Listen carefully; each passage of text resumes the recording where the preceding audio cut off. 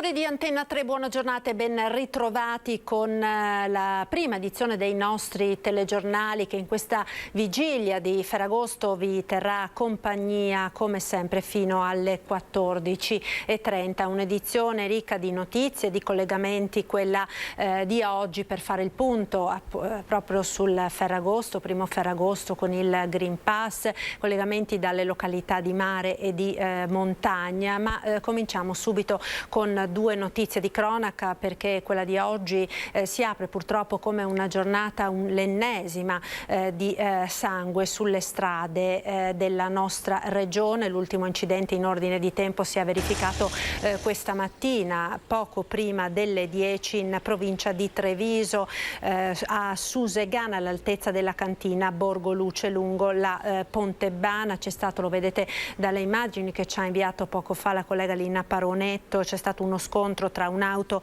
ed una motocicletta, a perdere la vita il conducente della moto, un 60enne di San Pietro di Feletto, ferita gravemente anche la moglie che viaggiava come passeggera sulla moto. È stata trasportata con l'elicottero all'ospedale di Treviso. Ci sono stati naturalmente anche pesanti disagi alla viabilità. La Pontebana è stata chiusa al traffico proprio per permettere ai soccorritori di poter operare in sicurezza e di prestare i soccorsi. Purtroppo si tratta dell'ennesimo incidente proprio sulla Pontebana. Pochi giorni fa c'era stato anche un altro grave incidente, lo ricorderete, a Ponte della Priula, con un pedone investito da un camion. È una scia di sangue davvero lunghissima questa sulle strade della provincia di Treviso, dove quest'estate, negli ultimi 2 mesi,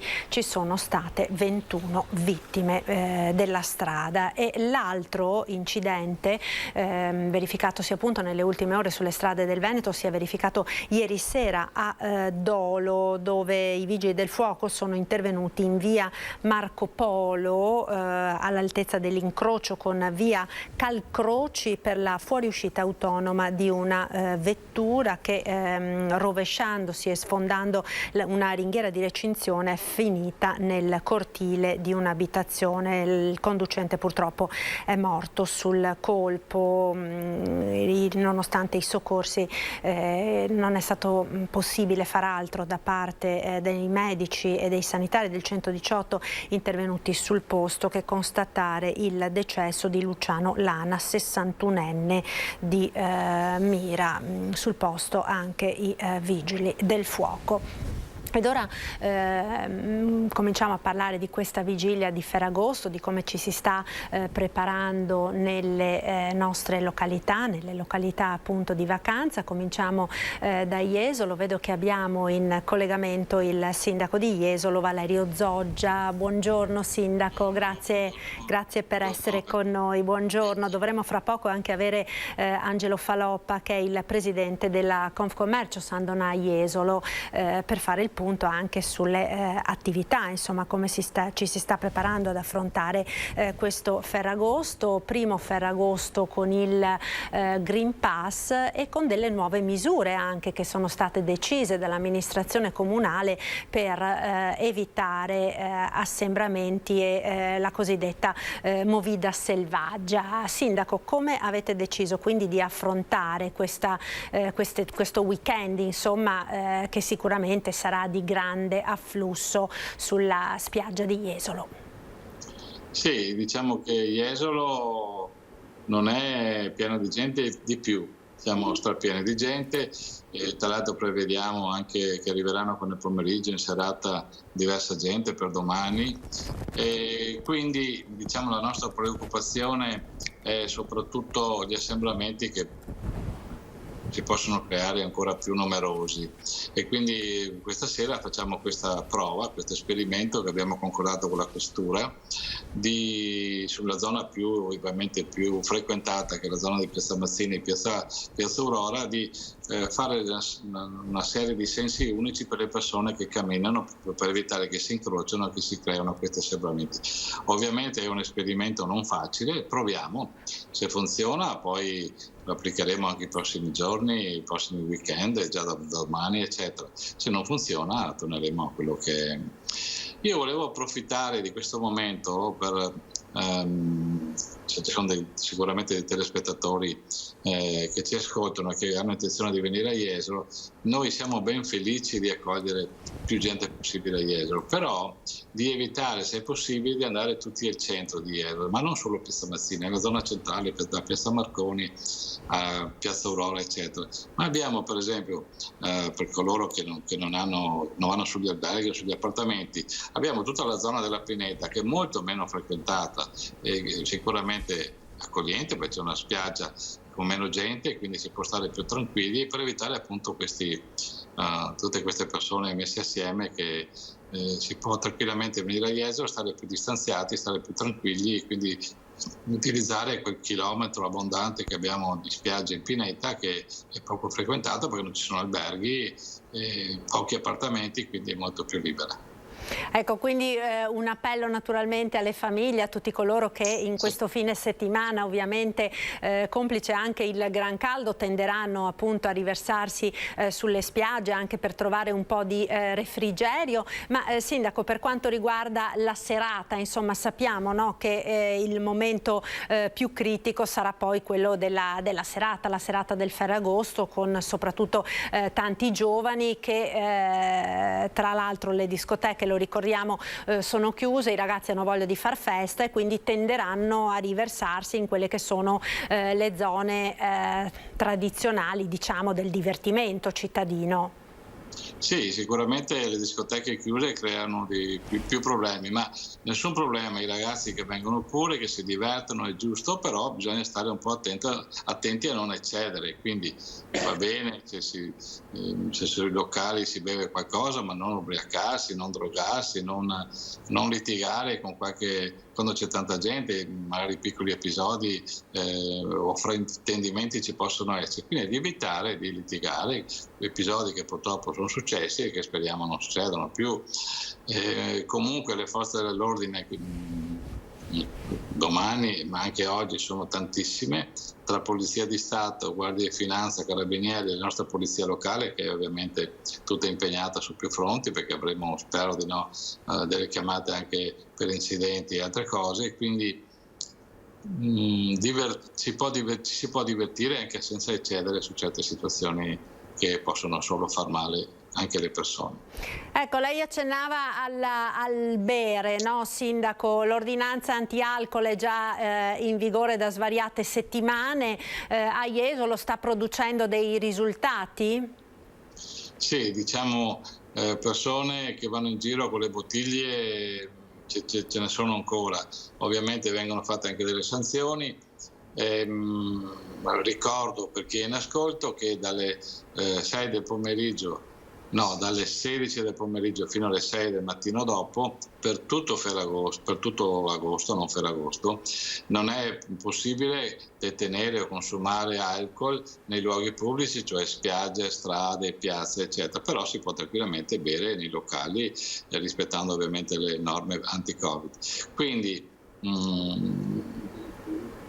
ci sono stati vari episodi, soprattutto nei weekend, di persone, di ragazzi, soprattutto giovanissimi, che eccedono, quindi mi raccomando, è proprio un invito che faccio ai giovani: divertitevi, venite, purtroppo non avete le discoteche, c'è la spiaggia, ci può fare tutto, ma non ubriacatevi, per favore, non ubriacatevi.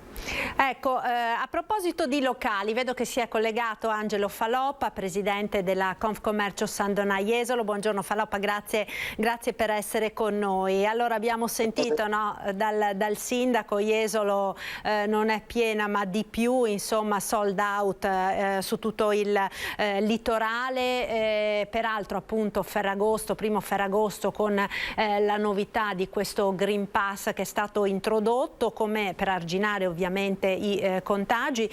Come vi state preparando a questo assalto ferragostano? Siamo abbastanza abituati perché succede praticamente tutti gli anni. Quest'anno è ancora più intenso perché tante località come la Grecia, la Spagna, l'Egitto e altre nazioni non hanno avuto un grosso afflusso di turisti. e quindi la gente si è riversata principalmente sulle nostre località italiane. Come ci prepariamo? I ristoranti si sono adeguati direi anche molto bene, perché quando già fanno le prenotazioni sui ristoranti chiedono se la gente ha il Green Pass per poterli mettere sulle terrazze. Se non ce l'hanno, se hanno il Green Pass li fanno accedere alle parti interne, quindi questa scrematura la fanno già durante la prenotazione del posto. E come ci prepariamo? Ci sarà tanta gente, e questa è una delle cose che spesso si fa fatica a far capire anche alle istituzioni. Jesolo è una città di 27.000 abitanti, ma in questo periodo ci sono 500.000 abitanti. Tutto deve essere proporzionato, naturalmente, ecco, è questo che abbiamo sempre chiesto.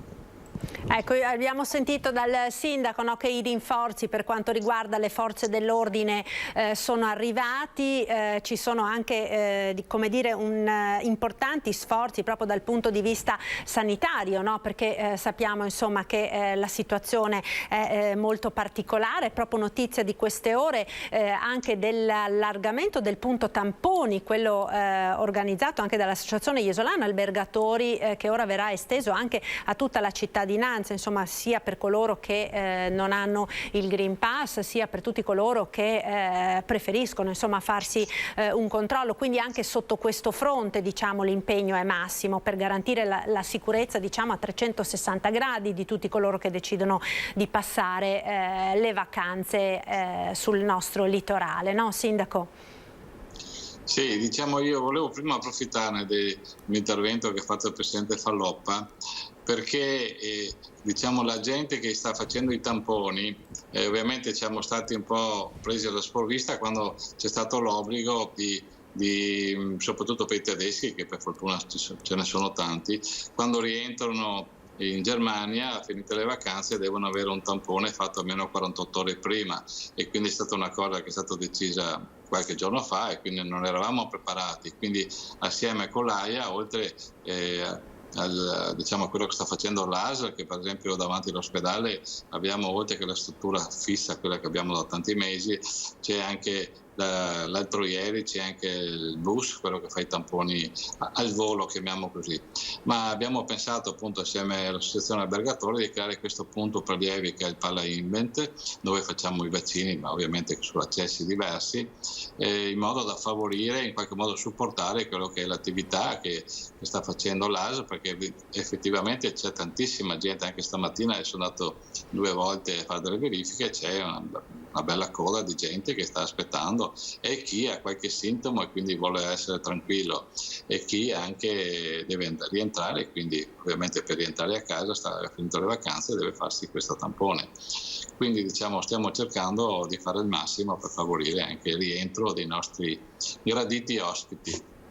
Certo, sicuramente, infatti abbiamo visto che ci sono stati, no, diversi episodi nei giorni scorsi anche un po' preoccupanti. Il bus per esempio preso d'assalto sulla spiaggia di Bibione, proprio nel giorno in cui insomma i tamponi sono passati da gratuiti a pagamento, quindi insomma c'è anche questo fermento proprio per quanto riguarda i tamponi. Falloppa, voi come esercenti che contributo state cercando di dare in questo senso? Noi per quanto riguarda la ristorazione soprattutto non abbiamo questo problema. Il problema ce l'hanno soprattutto gli alberghi che hanno la clientela tedesca che deve rientrare. Diciamo che a differenza di quello che facciamo noi in Italia, i tedeschi hanno scaricato a noi il tampone per il rientro, che normalmente avrebbero dovuto farlo loro quando i clienti ritornavano a casa loro. Ce l'hanno scaricato a noi e noi, siccome viviamo di turismo, ci siamo adattati, ci stiamo adattando per dare il massimo servizio possibile. È chiaro, quindi... Un'altra cosa, Marta, se mi permetti. Sì, prego, Sindaco. Ecco, allora noi, come si diceva prima il Presidente, credo che oggi e domani avremo almeno 500.000 persone tra pendolari, turisti, alberghi, appartamenti, eccetera. Quindi ritengo che che sia fondamentale, e questo sarà uno degli argomenti che tratteremo al prossimo G20 Essex, spiagge, che si tiene proprio qua a Jesolo il 31, il 31 agosto, 1 e 2 settembre. Uno dei punti in cui avremo anche più di qualche ministro presente, che chiederemo, ovviamente come spiaggia, non solo Jesolo, ma le principali spiagge italiane, perché siamo circa 25 spiagge le più frequentate, che chiederemo lo status di città balneare, perché ho fatto stamattina proprio dei conteggi. Allora, ho verificato le presenze di città come Bologna e Genova, hanno tra i 400 e i 500 mila abitanti, però sono strutturate con le forze di polizia, carabinieri eccetera, per dei numeri così importanti. Perché noi d'estate non possiamo avere anche noi questo tipo di supporto? E quindi dobbiamo restare sempre con i nostri soliti carabinieri, la nostra solita polizia, come la città di 26.000 abitanti. Ma se d'estate andiamo a quei numeri là, cioè, ci devono un attimino dare il supporto che ci serve, perché altrimenti non riusciamo a garantire quella sicurezza, tutti quegli interventi che bisogna fare. Quindi noi, uno dei punti fondamentali che tratteremo proprio fine mese, i primi 2 giorni di settembre, sarà proprio questo, oltre ovviamente tutti gli altri, che è il ripascimento, mille cose. Quindi è importante che capiscano chi fa le leggi, che è un'esigenza che abbiamo. Certo, ma Sindaco, che cosa in pratica, diciamo in concreto, l'eventuale riconoscimento di questo status di città balneare, che cosa porterebbe a Jesolo? Questo cosa porterebbe da decidere, ma in sostanza vogliamo avere la possibilità, per esempio, dell'assunzione dei vigili. I comuni hanno delle limitazioni in base al rapporto agli abitanti, ma se noi in un certo periodo siamo 500.000, perché non possiamo avere i vigili, faccio un piccolo esempio, come una città che ha 500.000 abitanti, magari limitati ai 6 mesi estivi? Questa è una delle cose, ma tante altre, finanziamenti che arrivano a grandi città che noi non riceviamo, tante altre cose. Poi ovviamente la politica che dovrà decidere, ma noi portiamo sui tavoli ministeriali del governo questi argomenti. Ovviamente siamo tutti d'accordo come sindaci e avremo ovviamente delle proposte concrete da fare nei prossimi giorni, come ho detto, e quindi speriamo che la politica ci ascolti, politica nazionale. Certo, naturalmente. Cosa, scusa, ne approfitto perché così ne approfitto, Marta, scusami. Per esempio il demanio, quindi il problema del ripascimento delle spiagge, no? Noi abbiamo problema annoso quest'ultimo e costoso. 30% della nostra spiaggia che ogni anno viene erosa o va via. La competenza era dello Stato, da qualche anno, non tantissimi anni, è passata alla Regione. La competenza deve essere dei comuni dove c'è la spiaggia, in modo che così noi possiamo attrezzarsi per evitare che, facendo delle opere strutturali, facendo qualsiasi cosa, facendosi aiutare dai privati che operano nella spiaggia, eccetera, perché altrimenti non riusciamo mai a uscire da queste cose qua. Tu pensa che il comune di Jesolo ogni anno, solo per il ripascimento, per fortuna abbiamo anche l'aiuto della Regione Veneto, spenderemo in media 3, 4, 5 milioni all'anno, ma perché sono soldi buttati via. Con quei soldi là pensiamo a qualcosa di strutturale che possa essere definitivo, perché sarà un problema con l'innalzamento dei mari, con i problemi climatici, che sarà sempre più accentuato, sempre più grave, quindi dobbiamo pensare a qualcosa di concreto. Certo, scusa, sicuramente. No, ma è giusto sottolineare anche questi aspetti, proprio perché poi, insomma, sono soldi della fiscalità pubblica alla fine, no? Che vengono spesi ogni anno per degli interventi. Se poi sono soldi finalizzati a degli interventi strutturali che possono durare nel tempo e portare dei vantaggi duraturi, è chiaro naturalmente che il vantaggio va a tutta l'intera comunità, no? Sicuramente, senza dubbio. Per quanto riguarda gli esercizi commerciali, le attività commerciali, Falopa, volevo approfittare di averla con noi in diretta quest'oggi perché ci sono dei dati proprio freschi di questa mattina che sono arrivati relativi appunto all'andamento delle imprese nel nostro territorio, nel territorio del litorale, in particolare appunto del Veneto orientale. Sappiamo insomma che gli ultimi 2 anni sono stati particolarmente difficili a causa dell'emergenza sanitaria, in modo particolare per il comparto turistico e per il comparto del commercio, però insomma ci sono anche delle novità, delle indicazioni positive. Paloppa. Sì, per quanto riguarda la ristorazione sta andando molto molto bene. I nostri ristoratori veramente faccio un plauso perché si stanno comportando bene e soprattutto la qualità del servizio è veramente di livello e quindi è diventato un plus andare a mangiare nei nostri ristoranti e su questo veramente siamo soddisfatti. Maggiori difficoltà sull'abbigliamento, l'abbigliamento e l'accessoristica soffrono un po' in tutta Italia e soffrono quindi anche da noi. Questo è il settore che veramente secondo me dovrebbe essere aiutato maggiormente dal governo, perché il lockdown ha solo peggiorato una situazione che già era difficile.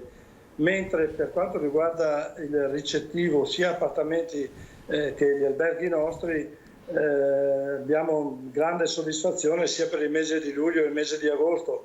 Qualcuno dice che non è strutturale perché appena riapriranno le altre località turistiche delle altre nazioni ci sarà un calo in futuro. Però io dico che tanta gente nuova che è arrivata a Jesolo, che ci ha conosciuto, che ci ringrazia e ha apprezzato i nostri servizi, tanta di questa gente non era neanche mai stata a Jesolo.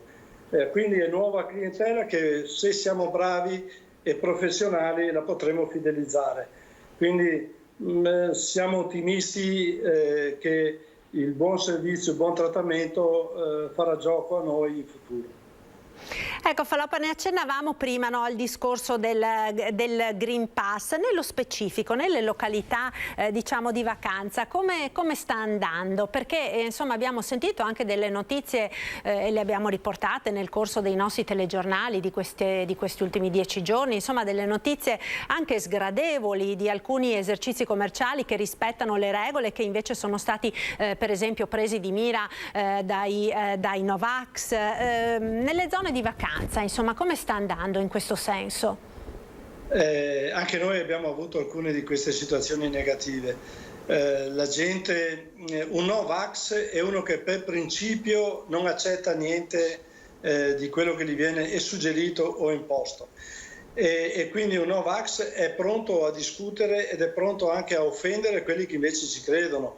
Fortunatamente la media è molto bassa, nel senso che la stragrande maggioranza sono vaccinati, anzi spesso ci si trova in situazioni dove tutti coloro che sono stati vaccinati, sentire queste discussioni e queste offese da parte di qualcuno sono loro stessi che intervengono e si crea proprio anche qualche volta degli attriti tra gli ospiti stessi dei ristoranti. Però vi assicuro che la stragrande maggioranza arriva col Green Pass, è orgogliosa di fartelo vedere, è orgogliosa di far vedere che si è vaccinata. È una minoranza ed è veramente esiguo il numero di coloro che non si sono vaccinati. Qualcuno non lo fa per paura, allora colui che non lo fa per paura, che lo fa perché ha paura, lo posso anche capire. Però faccio fatica a capire coloro che sono contrari a tutto, quindi anche al vaccino, e francamente io ho detto ancora che loro sono liberi di non vaccinarsi, però la libertà loro termina dove inizia la mia libertà, che non voglio ammalarmi e che ho gli stessi diritti che hanno loro. Ecco, senz'altro. Peraltro, diciamo, questa questione del Green Pass potrebbe anche essere, come dire, utilizzata positivamente proprio come strategia di marketing, no? dalle aziende, perché immagino che sicuramente per un cliente o insomma per la stragrande maggioranza dei clienti sapere di essere accolti in un locale dove anche il personale stesso, per esempio, è tutto vaccinato, sia un valore aggiunto, no? La stragrande maggioranza dei nostri sono tutti vaccinati. Io nel mio albergo, per dirle, tutto il nostro personale è tutto vaccinato con la doppia dose. Quindi siamo veramente, e come me, siamo la stragrande maggioranza, sia del ricettivo alberghiero che della ristorazione. Io ho tanti amici nei ristoranti, parlo spesso e tutti hanno chiesto il vaccino ai loro collaboratori, che l'hanno fatto senza problemi, perché si rendono conto che il nostro lavoro delicato, importante e che è a contatto con tanta gente. Il primo esempio lo dobbiamo dare noi e mi creda, l'abbiamo fatto e lo stiamo facendo. Ecco, Sindaco Zoggia, ritornando alla questione della notte di Ferragosto, c'è stata anche un po' di polemica in queste ultime ore per la cancellazione dello spettacolo pirotecnico. Qualche altro comune del litorale farà comunque i fuochi, Caorle e Bibbione li faranno. Jesolo ha preferito cancellare anche quest'anno, insomma, lo spettacolo dei fuochi. Perché questa decisione e come risponde a quelli che stanno criticando la scelta? Ma diciamo, sto rispondendo a tantissime persone che me lo stanno chiedendo. Diciamo che è stata una scelta di prudenza. Allora già abbiamo tantissime persone in cui a queste persone, se noi sommiamo anche le persone che sarebbero arrivate coi fuochi, vuol dire avere una Jesolo che scoppia. Allora, come si fa? Se vogliamo discutere in modo serio, controllare centinaia di migliaia di persone che vanno su un arenile, come si fa a evitare che vengano a contatto, che si creano assembramenti, che si corri rischi, eccetera. Io direi che i fuochi sono tanti anni che li facciamo, per 2 anni sono stati saltati, se anche un altro anno, speriamo sia l'ultimo, non si fanno, non penso sia un dramma. Cerchiamo invece di salvare la nostra salute, perché altrimenti rischiamo di tornare ancora in lockdown. Andando sul lockdown, volevo fare un passaggio anch'io sul Green Pass, che io sono non favorevole, di più, favorevolissimo, perché non è giusto che tutti quanti noi rischiamo per una minoranza che non vuole vaccinarsi. E quindi una proposta che almeno non ho mai sentito fare dalla politica nazionale, ma forse qualcuno l'ha fatto, io non l'ho vista o sentita. Se dobbiamo tornare ancora in lockdown, che un lockdown sia solo per le persone che non vogliono vaccinarsi, perché io non trovo giusto che le persone che hanno fatto tutto il possibile per vaccinarsi, per essere a posto, devono in qualche modo sacrificare la loro libertà, il loro modo di vivere e anche il loro lavoro, le loro attività, per queste persone convinte di non farlo. Stanno a loro a casa, il ristorante non vogliono entrare, no, tu non entri, tu vai a mangiare a casa tua se non sei vaccinato. Sono troppo cattivo, ma troppo sono così. Ma io credo che siano comunque in molti anche a pensarla come lei, sa, Sindaco, perché alla fine la gente è davvero molto stanca, insomma, di tutta questa situazione che abbiamo vissuto e di tutte le conseguenze poi, oltre che sanitarie, sull'economia, sui ragazzi, sulla scuola, eccetera. Quindi naturalmente penso che sia un desiderio più che condiviso dalla stragrande maggioranza della popolazione, quella di fare tutto il possibile per poter uscire il prima possibile da questa situazione. Ecco, Sindaco, per tornare appunto alla notte di Ferragosto, dicevamo dei fuochi e di questa scelta che è stata fatta proprio per prudenza, diciamo, per evitare che la situazione diventasse ingestibile, ma sulla spiaggia questa notte e domani notte si potrà andare, che cosa si potrà fare? Perché a macchia di leopardo, no, in queste ore si stanno sentendo i sindaci delle varie località balneari di tutta Italia che prendono delle decisioni diverse, chi chiude proprio completamente la spiaggia, chi no. Lei come ha intenzione di porsi? No, sì, no, diciamo la spiaggia non si può chiudere, anche perché se tu chiudi la spiaggia, chi controlla che la gente non va di spiaggia su 15 km di spiaggia che abbiamo, e poi le persone che eventualmente non vanno in spiaggia vanno sulle strade, sulle piazze, quindi è ancora peggio per gli assembramenti. Per l'altro in spiaggia siamo all'aria aperta, quindi come dicono gli esperti la possibilità del contagio dovrebbe essere inferiore, dopo non lo so.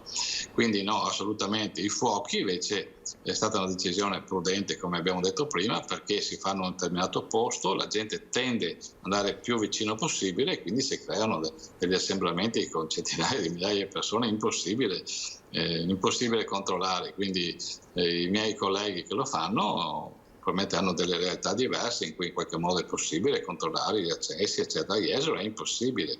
Vengono fatti da sempre nella parte centrale, quindi tutta la gente va verso Piazza Brescia, perché quella è la zona che soldi facciamo, e quindi non immagino cosa sarebbe successo. Tra l'altro, sapendo che ci sono i fuochi, arrivano anche di solito nel pomeriggio, la sera, tantissime famiglie, ragazzi, bambini, eccetera, quindi si va a creare gente su gente, insomma, era improponibile se vogliamo fare le cose un po' seriamente. Poi controllare comunque gli assembramenti a Jesolo è impossibile, perché ci vorrebbero centinaia e centinaia di forze dell'ordine, di vigili, eccetera, cosa che non abbiamo.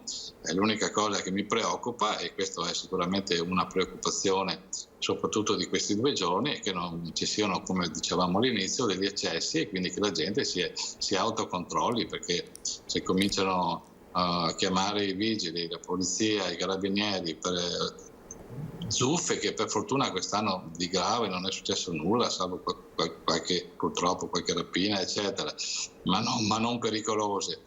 Però tutta questa gente qua non è facile controllarla, quindi credo, invito le persone che vengono da noi a Jesolo, che ripeto sono ben volute, di essere un attimino attente e di non eccedere in certe cose. Insomma, divertirsi sì, ma utilizzando anche la testa, no? Faloppa, proprio prima di concludere, un suo ultimo appello anche da parte vostra, di esercenti, commercianti e a tutte le persone, insomma, che abbiamo sentito sono davvero tante, che sono già a Jesolo, si stanno apprestando ad arrivare in queste prossime ore. Ma di stare tranquilli e sereni, perché lo stress quando si è in vacanza lo si dovrebbe lasciare a casa, i pensieri e le preoccupazioni si dovrebbero lasciare a casa. C'è qualcuno che purtroppo si porta sulle spalle il fardello delle settimane o dei mesi passati e reagisce in maniera poco consona. Ecco, diciamo, la vacanza deve essere un momento di serenità e di tranquillità, quindi invito tutti a un momento di pausa, di vera pausa, e lasciare da parte i problemi.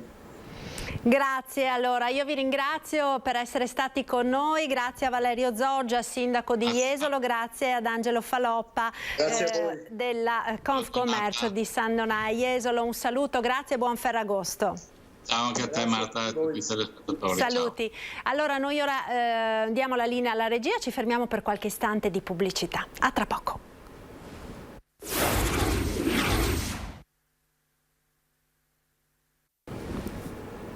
Eccoci nuovamente in diretta con il nostro telegiornale Edizione Straordinaria, che anche quest'oggi vi terrà compagnia fino alle 14:30. Molte le notizie di cronaca, i collegamenti dalle varie località di vacanza della nostra regione in questa vigilia di Ferragosto. Tra poco dovremo anche collegarci con Venezia, con il nostro Filippo Fois, per il profondo cordoglio in città per l'improvvisa scomparsa ieri a 73 anni di Gino Strada, fondatore di Emergency, che lo ricordiamo viveva a Venezia e proprio a Venezia aveva creato 2 importanti sedi dell'associazione, quella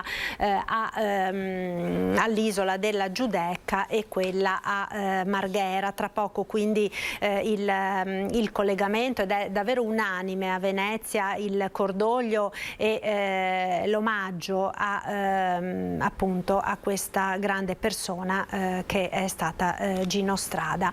Vediamo ora, con l'aiuto anche della grafica, della tabella appunto inviata poco fa dall'azienda Zero, quelli che sono i dati di oggi relativi al contagio da coronavirus nella nostra regione. Sono 600 i nuovi contagiati dal coronavirus che si sono registrati in Veneto nelle ultime 24 ore. Non si segnala fortunatamente alcun decesso, lo riferisce il bollettino della regione, dal quale si evince che il totale degli infetti da quando è iniziata l'epidemia sale a 445.292. Il numero delle vittime rimane fermo a 11.652. Attualmente in Veneto i soggetti positivi e in isolamento sono 13.286, meno 248 rispetto a ieri. Per quanto riguarda i dati clinici non ci sono grandi variazioni per quanto riguarda appunto i ricoveri ospedalieri rispetto a ieri, 2 in più, quindi complessivamente 175 per quanto riguarda le aree non critiche degli ospedali, mentre è invariato 31 il numero dei ricoverati nelle terapie intensive del Veneto. Per quanto riguarda invece la campagna vaccinale, ed ecco con l'aiuto della videografica i dati relativi appunto all'ultimo report della regione, siamo ormai vicini a quota 6 milioni di dosi di vaccino somministrate in Veneto dall'inizio della campagna di immunizzazione. Ieri sono state effettuate 24.354 inoculazioni per un totale fino ad ora di 5.935.552 dosi di siero somministrate dallo scorso gennaio. Le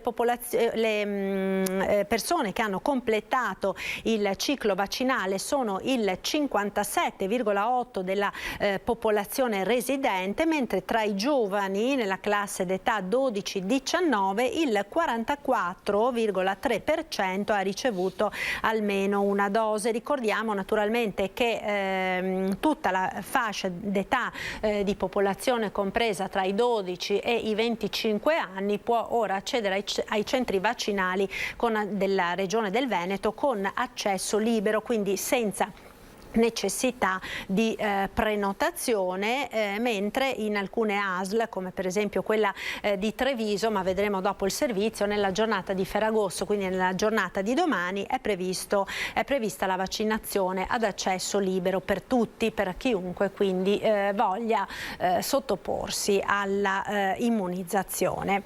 Abbiamo ora una notizia di economia che è relativa al consueto report del sabato che arriva dalla CGA di Mestre ed è relativo al lavoro nero in Italia, che produce 77,8 miliardi di euro di valore aggiunto. È l'ultima elaborazione dell'ufficio studi della CGA appunto su dati dell'Istat. A livello nazionale l'ufficio studi della CGA stima in poco meno di 3,3 milioni di persone che quotidianamente per qualche ora o per un'intera giornata si recano nei campi, nelle aziende, nei cantieri edili o nelle abitazioni degli italiani per esercitare un'attività lavorativa irregolare. Il tasso di irregolarità, pensate, è del 12,8%, mentre il peso del valore aggiunto generato dall'economia sommersa è del 4,9%. Una piaga sociale ed economica, sottolinea l'associazione, che su base regionale presenta livelli molto diversificati. La Lombardia, per esempio, sebbene conti oltre 500.000 lavoratori occupati irregolarmente, è il territorio meno interessato dal fenomeno. Per contro, la regione nella quale si registra la situazione più critica è la Calabria, dove a fronte di soli 135.900 lavoratori irregolari, soli naturalmente si fa per dire, il tasso di irregolarità sale al 22% e l'incidenza dell'economia prodotta dal sommerso sul totale dell'economia regionale ammonta al 9,8%, realtà insomma record di negatività proprio per quanto riguarda la performance in questo senso. Ma sentiamo nella intervista a Paolo Zabeo quella che è invece la situazione per quanto riguarda il sommerso nella regione Veneto. Per contrastare gli infortuni e le morti nei cantieri e nelle fabbriche bisogna intensificare anche l'attività di contrasto al lavoro nero, che in questa fase di difficoltà economica ha sicuramente aumentato la sua dimensione soprattutto nelle regioni dove la disoccupazione è più elevata. Ricordiamo che il Veneto è tra le realtà territoriali meno interessate dall'economia sommersa. Questo però non ci deve illudere che il problema non esista e quindi va assolutamente affrontato. Ecco, ora è pronto il collegamento con i colleghi in diretta da Venezia, la linea quindi a Filippo Fois e a Sandro Ponchio. Buongiorno. Buongiorno da Venezia, la città è ancora sotto shock per la notizia dell'improvvisa scomparsa di Gino Strada. Il fondatore di Emergency aveva un rapporto privilegiato con la città di Venezia, una sede di Emergency si trova a Marghera, lo stesso Gino Strada abitava a Venezia e la persona che vedete al mio fianco, Carlo Campana, è il responsabile della sede di Emergency per Marghera. Buongiorno Campana. Sì, io, buongiorno, per la precisione sono il coordinatore dei volontari di Emergency di Venezia e Mestre. Campana, lei quando ha saputo la notizia? Beh, io l'ho saputa come tutti, ieri verso metà giornata mi hanno mandato un WhatsApp e poi telefonate con le sedi, con gli altri volontari, con gli operatori e con le persone che addirittura... È stato molto commovente una telefonata di un medico, di un ortopedico da Madrid. Io ci sono rimasto e questo mi ha detto con la voce rotta che voleva appunto esprimere la propria solidarietà e la solidarietà dei medici spagnoli a Emergency. Lui aveva fatto dei corsi con Emergency ed aveva anche operato con l'associazione. E poi però non ho capito il resto perché si è messo a piangere e mi ha salutato. Ecco. Per quei pochi che non sapessero che cos'è Emergency, ce lo può spiegare lei in 2 parole? Devo dire che non sono pochissimi quelli che non sanno cos'è Emergency, purtroppo dal mio punto di vista, però Emergency è un'associazione nata nel 1994 a Milano, fondata appunto da Gino Strada e dalla moglie Teresa Sarti, che è morta tra l'altro una figura enorme come il marito, che era presidente di Emergency e che è morta nel 2009. Assieme ad amici hanno fondato questa associazione per la cura e la riabilitazione delle vittime civili di guerra e delle mine antiuomo, con 3 precisi principi che noi ci trasciniamo dietro e che abbiamo fatto nostri, e cioè dare una sanità in qualunque luogo in cui di questo ci sia bisogno, che sia assolutamente gratuita, che non abbia nessuna discriminazione di nessun tipo, religioso, sociale, politico, economico, di colore, di nessun tipo, e che sia di eccellenza, cioè che sia come noi vorremmo essere curati o come vorremmo fossero curati i nostri cari, perché noi siamo convinti che chiunque, anche nei paesi più poveri, abbia diritto non a medicinali scaduti, a macchine usate, magari riadattate, a cose del genere, ma a una sanità che sia uguale il più possibile a quella che abbiamo noi. È un'impresa enorme quella che è stata condotta, credo che Emergency sia attivo in almeno 16 nazioni, alcune delle quali stanno vivendo in 7, è stata in 16, 19 nazioni, alcune di queste vivono delle situazioni allucinanti, ovviamente molto difficili, e qualcuno potrebbe chiedersi ma com'è possibile che si riesca a mettere in piedi un servizio così di eccellenza in condizioni così difficili e soprattutto in base al volontariato. Intanto è da dire che noi facciamo un'altra grossa distinzione, una grossa sottolineatura che spesso altri non fanno, devo dire. Cioè i nostri operatori sia all'estero che in Italia, soprattutto all'estero, non sono volontari, sono operatori, sono professionisti, sono medici, logisti, cioè amministratori e cose del genere, sono architetti, sono infermieri, persone che hanno un contratto da rispettare, e questo è molto importante perché in qualche modo li condiziona appunto a lavorare in un certo modo con determinate regole. Altra cosa siamo noi volontari in Italia e in giro per il mondo, ed è possibile farlo perché innanzitutto Emergency parla con le parti in conflitto, per esempio, parla con i governi quando non sono i governi stessi a chiedere aiuto a Emergency perché vedono magari che da un'altra parte è stato costruito un ospedale di un certo tipo. Faccio un esempio: l'Uganda, dove è stato appena aperto l'enorme e bellissimo centro pediatrico che è stato progettato dallo studio di Renzo Piano, ovviamente gratuitamente, è stato costruito anche perché i ministri ugandesi avevano visto il centro cardiochirurgico che è attivo ormai da una decina d'anni a Khartoum in Sudan, e anche grazie a questo sono stati spinti a darsi da fare per far costruire questo centro, e anche loro, come il governo ugandese, si sono impegnati a pagare una parte delle spese di gestione dell'ospedale. Ecco, per noi anche questo è molto importante. Non dimentichiamoci che fino a qualche tempo fa, adesso è nella confusione più assoluta, ma anche il Sudan era un cosiddetto Stato canaglia.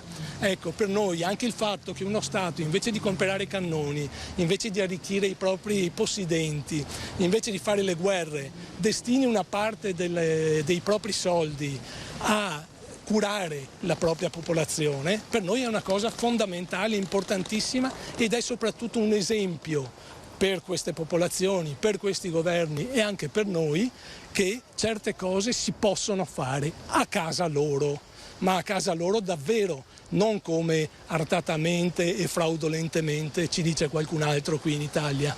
Parliamo del rapporto di Gino Strada con la città di Venezia. Com'è nato? Lei l'ha anche accompagnato perché Gino Strada era cittadino proprio del comune di Venezia, residente a Venezia. Sì, Gino e Teresa sono venuti a Venezia nel 2007 ad abitare in una casa a Canareggio, una casa in affitto, e niente, ci sono venuti perché a Venezia, come in molti altri casi, come è successo a molte altre persone, a molti altri personaggi nel corso della storia, hanno trovato un ambiente accogliente, oltre ovviamente, facile dire, alla città e a quello che offre a livello estetico e di vita, soprattutto quando è possibile viverci in maniera umana.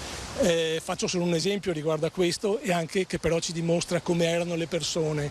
Una cosa che mi rimarrà sempre in mente è lo stupore che provavano nei primi giorni andando in giro per Venezia e venendo ad ogni momento fermati dalla gente che li fermava a chiacchierare, gli diceva vieni a bere un'ombra, cose di questo tipo, come fossero veramente degli amici. E questo li stupiva molto, e io dicevo: ma vi rendete conto di chi siete, di cosa rappresentate? Ma loro neanche se ne rendevano conto. Ecco, questo è molto, molto significativo secondo me. Anche di Venezia, se vogliamo, perché forse a Milano magari l'atmosfera è un pochino diversa. Lei tra l'altro prima ci ha tenuto a precisare che Gino Strada era in affitto, anche perché ogni tanto si leggono delle cose come si sono arricchiti facendo determinate attività, invece non è vero. Ma Gino Strada, come molti sanno, in origine lavorava negli Stati Uniti, ha lavorato negli Stati Uniti, ha lavorato in Sudafrica con Barnard, cioè non è che... Ricordiamo che era Barnard perché è un chirurgo di fatto. Il primo trapiantatore di cuore, diciamo così. Cioè non era uno che avrebbe avuto bisogno per arricchirsi di fare grande fatica. Era un chirurgo ben piazzato, bravo ovviamente, bravissimo, e che avrebbe avuto sicuramente la possibilità di una carriera ricca, prestigiosa e di grande fama. Scelse invece appunto di fondare Emergency e sicuramente di non arricchirsi. Appunto. Perché la casa, diceva, in affitto, non è un palazzo sul Canal Grande. No, è su un canale, ma sul canale degli Ormesini, quindi nella bella periferia di Venezia. Ecco. E a Marghera c'è un centro Emergency. Che attività svolge questo centro? Perché grazie al cielo non siamo una zona di guerra qui, però comunque problemi ce ne sono lo stesso. A Marghera c'è uno dei poliambulatori che sono stati aperti in Italia, soprattutto al sud, e che sono una delle attività che vengono svolte in Italia da Emergency. Nel poliambulatorio ci sono appunto vari ambulatori e c'è in particolare anche un servizio di consulenza e di assistenza legale e non solo per migranti e per le persone, come diciamo noi, in stato di bisogno, che spesso non conoscono i propri diritti. negli ambulatori viene curata gente di tutti i tipi, vengono curate persone di tutti i tipi, nel senso che l'ambulatorio è stato aperto, ovviamente dico io, in origine per l'accoglienza e il supporto ai migranti. Ma poi ci siamo resi conto e abbiamo visto materialmente che c'erano anche molti italiani che avevano bisogno di cure mediche perché indigenti o ne avevano bisogno. Faccio solo un esempio, molti forse non sanno che appunto un cittadino italiano che perda la residenza per motivi di famiglia, per motivi economici, per qualunque motivo, nel momento in cui perde la residenza perde anche il diritto all'assistenza medica e quindi si ritrova quasi peggio di un migrante, che poi i migranti non conoscano i loro diritti è un altro discorso, ma a livello giuridico c'è questa cosa e quindi anche all'ambulatorio di Emergency ci sono moltissimi italiani che vengono a farsi curare. In particolare le cure più prestate sono quelle per le protesi dentarie e per la vista. Molti si domandano, con la scomparsa di Gino Strada, di una figura così importante, carismatica, forte, quale sarà il futuro di Emergency? Beh, io personalmente sono convinto e ne ho la conferma anche dalle persone che ho sentito in queste 2 mezze giornate, sono convinto che c'è la volontà e ci sarà la capacità di andare avanti e di continuare nel lavoro che si è fatto finora. In Emergency ci sono molti bravissimi operatori, molte bravissime persone che sanno fare il loro lavoro e che già portavano avanti i vari settori, ovviamente c'era anche Gino tra questi, ma sono sicuro e sono anche sicuro che continuerà l'aiuto e il supporto all'associazione. Per esempio abbiamo avuto già offerte sia da istituzioni che da associazioni di spazi, della possibilità di allestire degli spettacoli, delle manifestazioni, delle iniziative, sia per ricordare Gino che per raccogliere dei fondi per Emergency. Ecco, questo per me è fondamentale perché per noi l'essere in mezzo alla gente, tra l'altro, è una delle funzioni di noi volontari normali, tra virgolette, quelli che non sappiamo fare niente del lavoro di Emergency, però cerchiamo appunto di portare avanti le idee e i valori dell'associazione. Sono convinto che sicuramente Emergency continuerà nel proprio lavoro sempre meglio, spero. Credo che è un augurio al quale possiamo legittimamente unirci anche noi. Noi ringraziamo Carlo Campana, naturalmente un in bocca al lupo per tutte le attività e per tutto il lavoro che vi aspetta. Volevo aggiungere qualcos'altro? Sì, no, volevo solo ricordare per me quelli che sono i valori che Gino ci ha trasmesso e che sicuramente io almeno non ho imparato, nel senso che magari però le cose che a me vengono in mente soprattutto, oltre alla sua figura assolutamente superiore a qualunque discorso personale, diciamo, a qualunque ricordo, eccetera, le cose che a me più vengono in mente sono il suo rigore assoluto, la sua coerenza, e lo sappiamo, l'abbiamo visto anche a cosa ha portato spesso, e però la sua grande umanità, anche la sua grande simpatia con noi amici anche, e il tutto condito da una intelligenza fuori dal comune che è sicuramente la cosa più importante. Grazie a voi. Grazie Campana anche per questo suo ricordo. Da Venezia per ora è tutto, vi restituiamo la linea. Grazie, allora grazie a Filippo Fois, a Sandro Ponchio e a Campana per questo collegamento per ricordare la figura di Gino Strada e ciò che ha rappresentato e continuerà a rappresentare anche per la città di Venezia. Noi ora torniamo a parlare del caldo, perché questo fine settimana, ormai lo stiamo dicendo da giorni, insomma sarà il più caldo, è previsto sia il più caldo dell'estate. Ieri con 36 gradi è stata la città di Treviso la più calda del Veneto, ma il picco è atteso per domani. Soltanto da lunedì dalla sera di lunedì è previsto un'attenuazione dell'ondata di calore sulla pianura veneta. Sentiamo. La città svuotata, il termometro che segna 36 gradi, stando ai dati censiti dall'ARPAV, è Treviso la località più calda del Veneto in questa giornata, con, per l'esattezza, 35,8 gradi rilevati come sempre all'ombra, il che significa che al sole la percezione è molto più elevata. E non è neppure il picco del gran caldo di questi giorni quello registrato oggi. Il peggio è atteso per domani e per il giorno di Ferragosto. Poi da lunedì, a partire dalle zone montane, arriverà una precipitazione che farà abbassare in maniera consistente la colonnina di mercurio. Sul fronte strettamente sanitario, le temperature elevate non stanno creando situazioni critiche. Chi è rimasto in città si è attrezzato a dovere. Non ci sono evidenze così, preoccupanti in questo momento. È chiaro che aumentano un po' le sincopi, ad esempio le perdite di coscienza, specialmente le persone che rimangono a lungo negli ambienti caldi, restando anche in piedi, sono un po' in aumento. L'importante è comunque, se uno si sente girare la testa così, distendersi, alzare i piedi e bere tanto, evitando le bevande congelate se possibile. Chiaro, abbiamo un po' la problematica legata alla contemporanea presenza di un leggero aumento di Covid, così che ci crea un po' di confusione e ovviamente la preoccupazione per gli ospiti del case di riposo che sono un po' fragili, ecco, questo è importante. Anziani come sempre e sorvegliati speciali in situazioni di caldo estremo, ma per il dirigente del pronto soccorso del Cafoncello è sufficiente non avere comportamenti avventati e tenere monitorati i principali parametri. La cosa certa è controllarsi se possibile con l'apparecchietto portatile la pressione e la frequenza cardiaca, e se ci sono diminuzioni importanti della pressione o aumenti della frequenza cardiaca farsi subito vedere da un medico.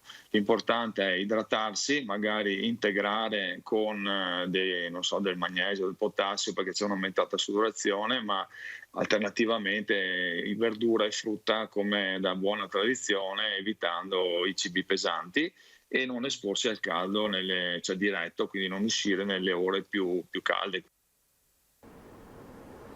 Ecco, quindi questa è la situazione per quanto riguarda il caldo. Noi ora ci fermiamo per qualche istante di pubblicità. Linea alla regia, a tra poco.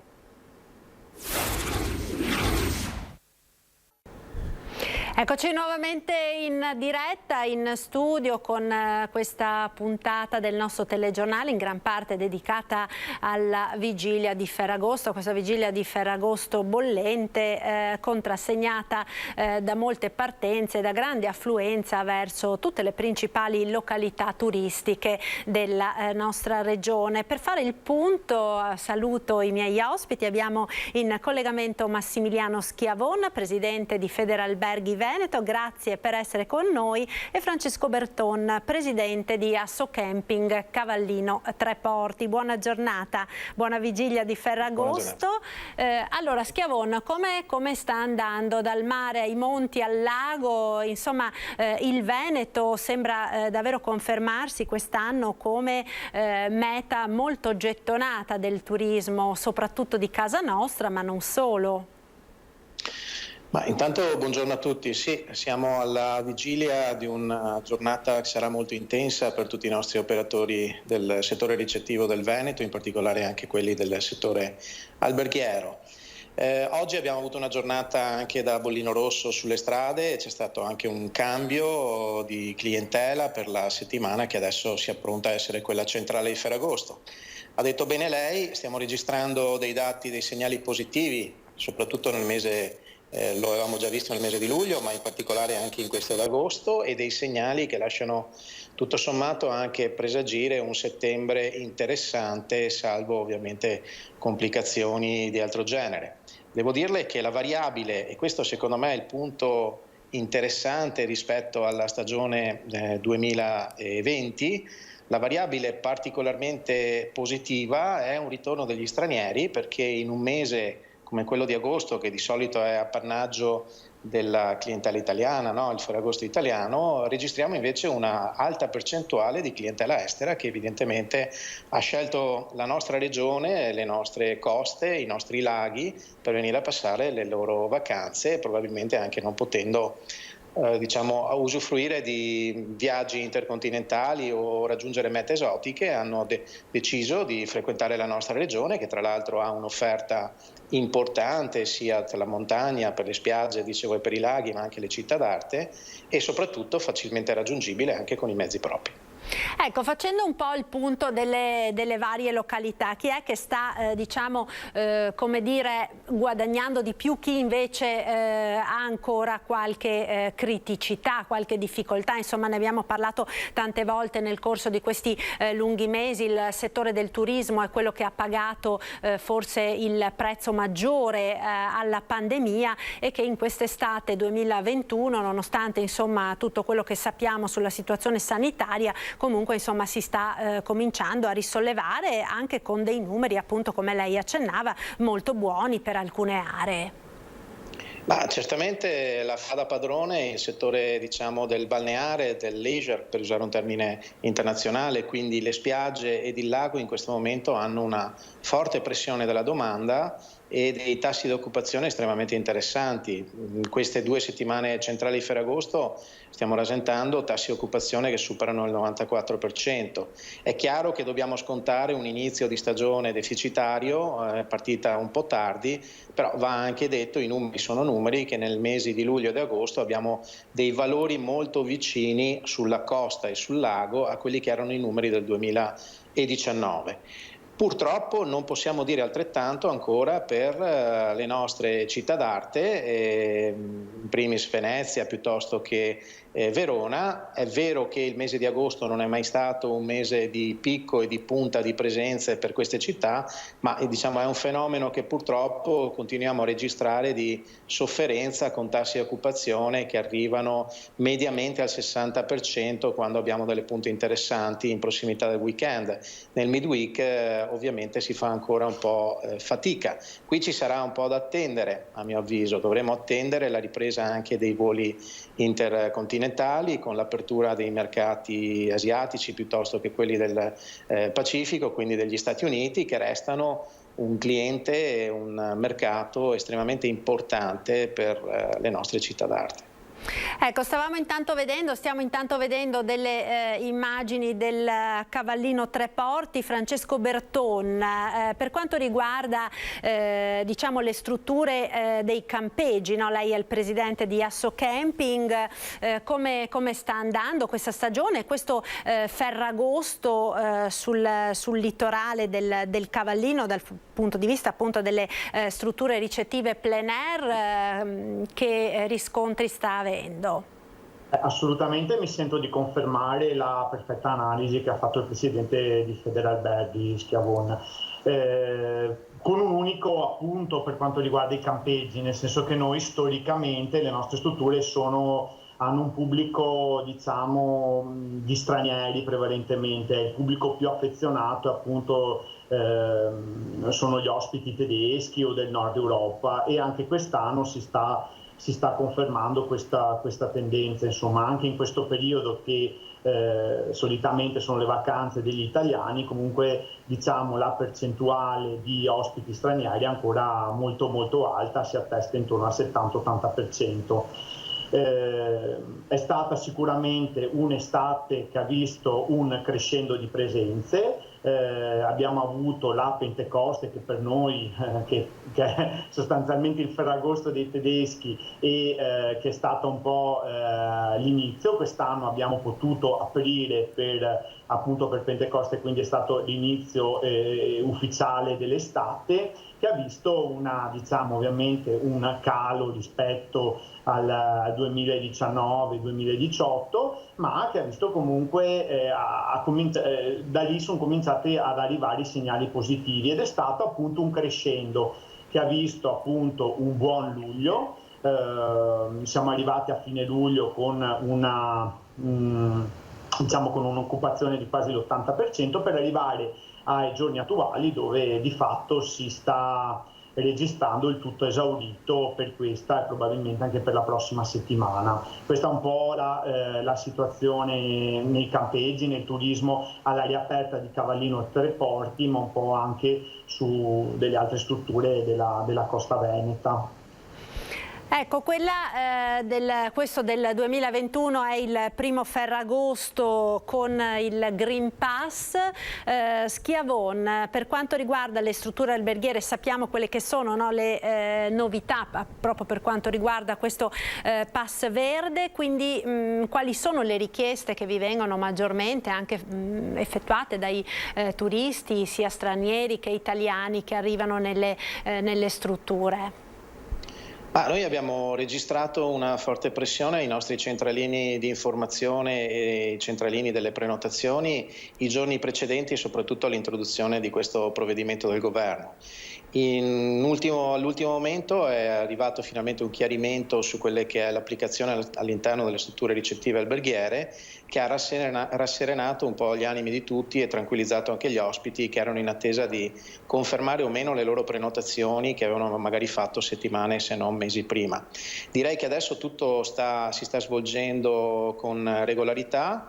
Noi all'interno delle strutture alberghiere per stare in albergo e per cenare nei nostri ristoranti non è necessario avere il Green Pass, a condizione però che la struttura non sia aperta anche alla ristorazione al pubblico. Allora in quel caso vigono le stesse identiche procedure normative che sono attualmente applicate dalla ristorazione.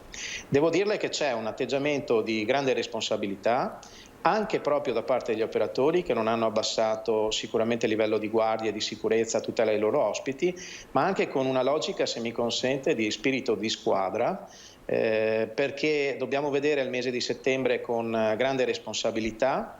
Sarà un mese che farà la differenza e quindi sarà importante in modo assoluto cercare di avere un contenimento massimo di quella che è la diffusione di fenomeni di contagio di qualsiasi natura, anche responsabilmente per poter passare semmai il testimone ai nostri operatori appunto delle città d'arte, che vedono il mese di settembre ed ottobre un mese interessante per loro, e da seguire poi quello della montagna. Quindi responsabilmente è come in questo momento se gli operatori facessero una staffetta. Ci stiamo passando il testimone con grande responsabilità perché tutto possa continuare nel migliore dei modi e soprattutto nella massima tutela della salute dei nostri ospiti. Certo, perché poi non dimentichiamo, no, che quello che si fa oggi avrà delle conseguenze nei mesi a venire, per cui senz'altro è molto importante anche questo. Berton, per quanto riguarda i campeggi sul fronte del Green Pass, come vi siete organizzati? Il sistema è lo stesso appunto degli alberghi, c'è la richiesta, c'è stata una forte pressione prima del 6 di agosto quando è entrato in vigore appunto questo nuovo strumento, perché non era ben chiaro se poi per la ristorazione interna o per altre strutture interne ai campeggi fosse necessario o meno. È stato fortunatamente il giorno prima dell'entrata in vigore chiarito che anche per quanto riguarda i campeggi, per quanto riguarda la ristorazione non è necessario, quindi non è richiesto. È richiesto per quelle strutture che hanno il centro benessere, che hanno in alcuni specifici casi che la normativa prevede, è previsto il Green Pass. Anche da noi ovviamente, secondo me stiamo vedendo un po' i frutti di tutto quel sistema che abbiamo cominciato ad adottare già nel 2020, tutti i protocolli, tutti quei sistemi di distanziamento che abbiamo sperimentato nel 2020, quest'anno ovviamente sono a regime. Ci eravamo inventati, le nostre sono strutture mediamente molto grandi, abbiamo le strutture più grandi che possono ospitare fino a 12.000 persone, ma ci sono strutture che ne possono ospitare 3 o 4.000, 1.000 persone, comunque un numero notevole appunto di ospiti. Di conseguenza l'attenzione proprio per rispettare il distanziamento, per rispettare tutte quelle misure che evitino in qualsiasi modo un eventuale contagio sono all'ordine del giorno. Per esempio alcune strutture hanno adottato dei semafori per accedere alle piscine, in modo che raggiunto il numero indicato si accende il semaforo rosso e si aspetta che un ospite esca per poter accedere. Lo stesso vale per esempio per i servizi igienici, c'è il semaforo, ci sono le app, ci sono diversi sistemi appunto che ci aiutano in questo lavoro. Diciamo che poi un'altra cosa che ci sta occupando parecchio sono i famosi tamponi per gli ospiti stranieri,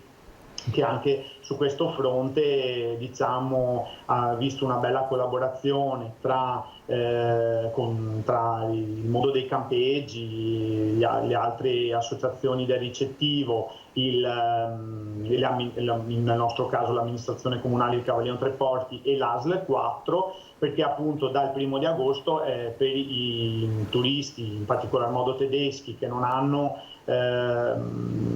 sono vaccinati oppure che non hanno appunto il Green Pass, in questo caso europeo, perché magari solo i figli non sono ancora vaccinati, eccetera, devono rientrare con un tampone negativo. In questo caso appunto si è creata una rete, c'è stato un momento di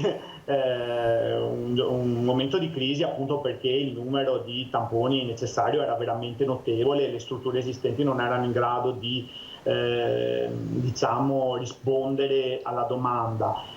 Si è messo in moto un meccanismo importante che ha coinvolto tutta la costa, in particolar modo del Veneto orientale, e mi sembra che in questo weekend siamo riusciti a gestirlo in maniera molto più efficace rispetto ai giorni scorsi. Adesso chi arriva e sa che dovrà fare questo tampone lo prenota per tempo e ci sono più possibilità di farlo.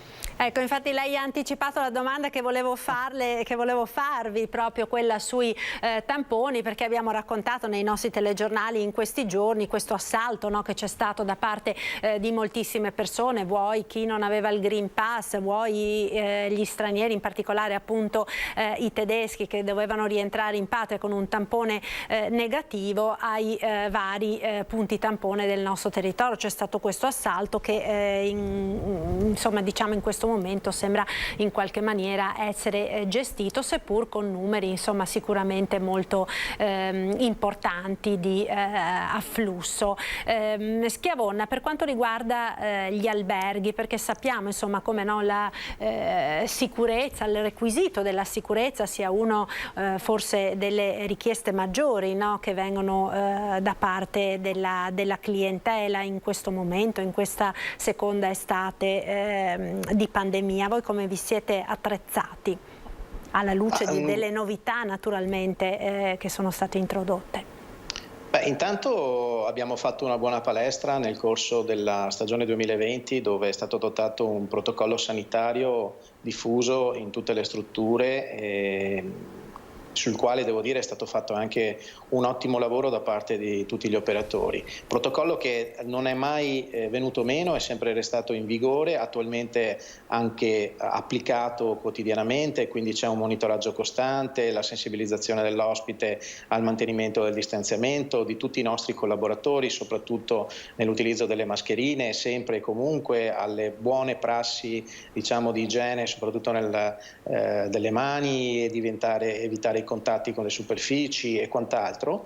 Devo dire che anche, ricollegandomi a quello che diceva Berton, abbiamo messo in campo, in collaborazione con la Regione, ma devo dire anche con la rete delle farmacie che si è messa a disposizione e anche con le strutture private, per rispondere all'esigenza di quel target di persone non ancora vaccinate che necessitano quindi di fare il tampone o per accedere magari ad altri servizi o per poco prima di rientrare, come nel caso citato della Germania, che ha imposto con un provvedimento la necessità di dotare i suoi connazionali di un tampone prima di partire dalla zona diciamo di vacanza. Questo certamente ha creato un'iniziale apprensione in tutta la regione, ma soprattutto proprio nelle nostre coste del Veneto, dove la presenza del mercato tedesco era molto alta e quindi questo avrebbe generato un impatto nei punti tampone importante da smaltire.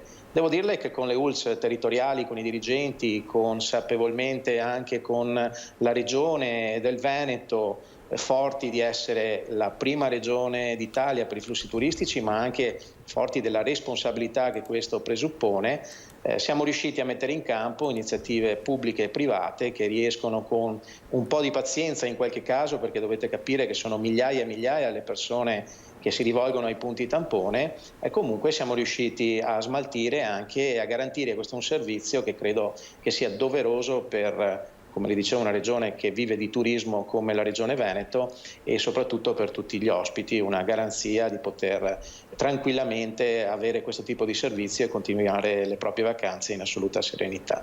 Sicuramente. Allora guardiamo ora un po' in là, no?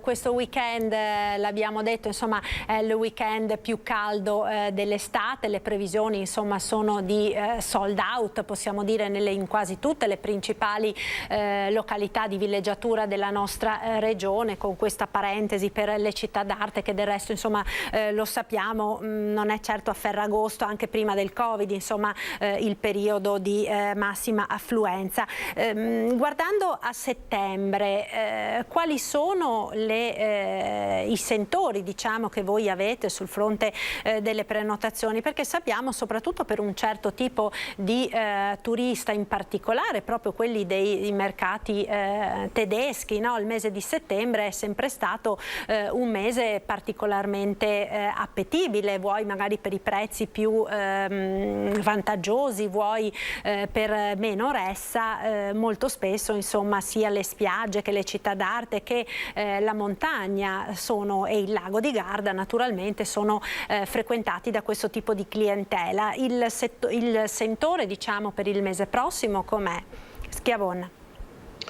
Guardi, noi utilizziamo una piattaforma HBench per il monitoraggio della situazione delle vendite in prospettiva delle nostre strutture su tutta la regione Veneto, e devo dirle che soprattutto in questo momento sulla zona della costa del Veneto, come anche appunto il lago di Garda, registriamo per la prima settimana di settembre già oggi quasi un 60% di tasso di occupazione delle strutture.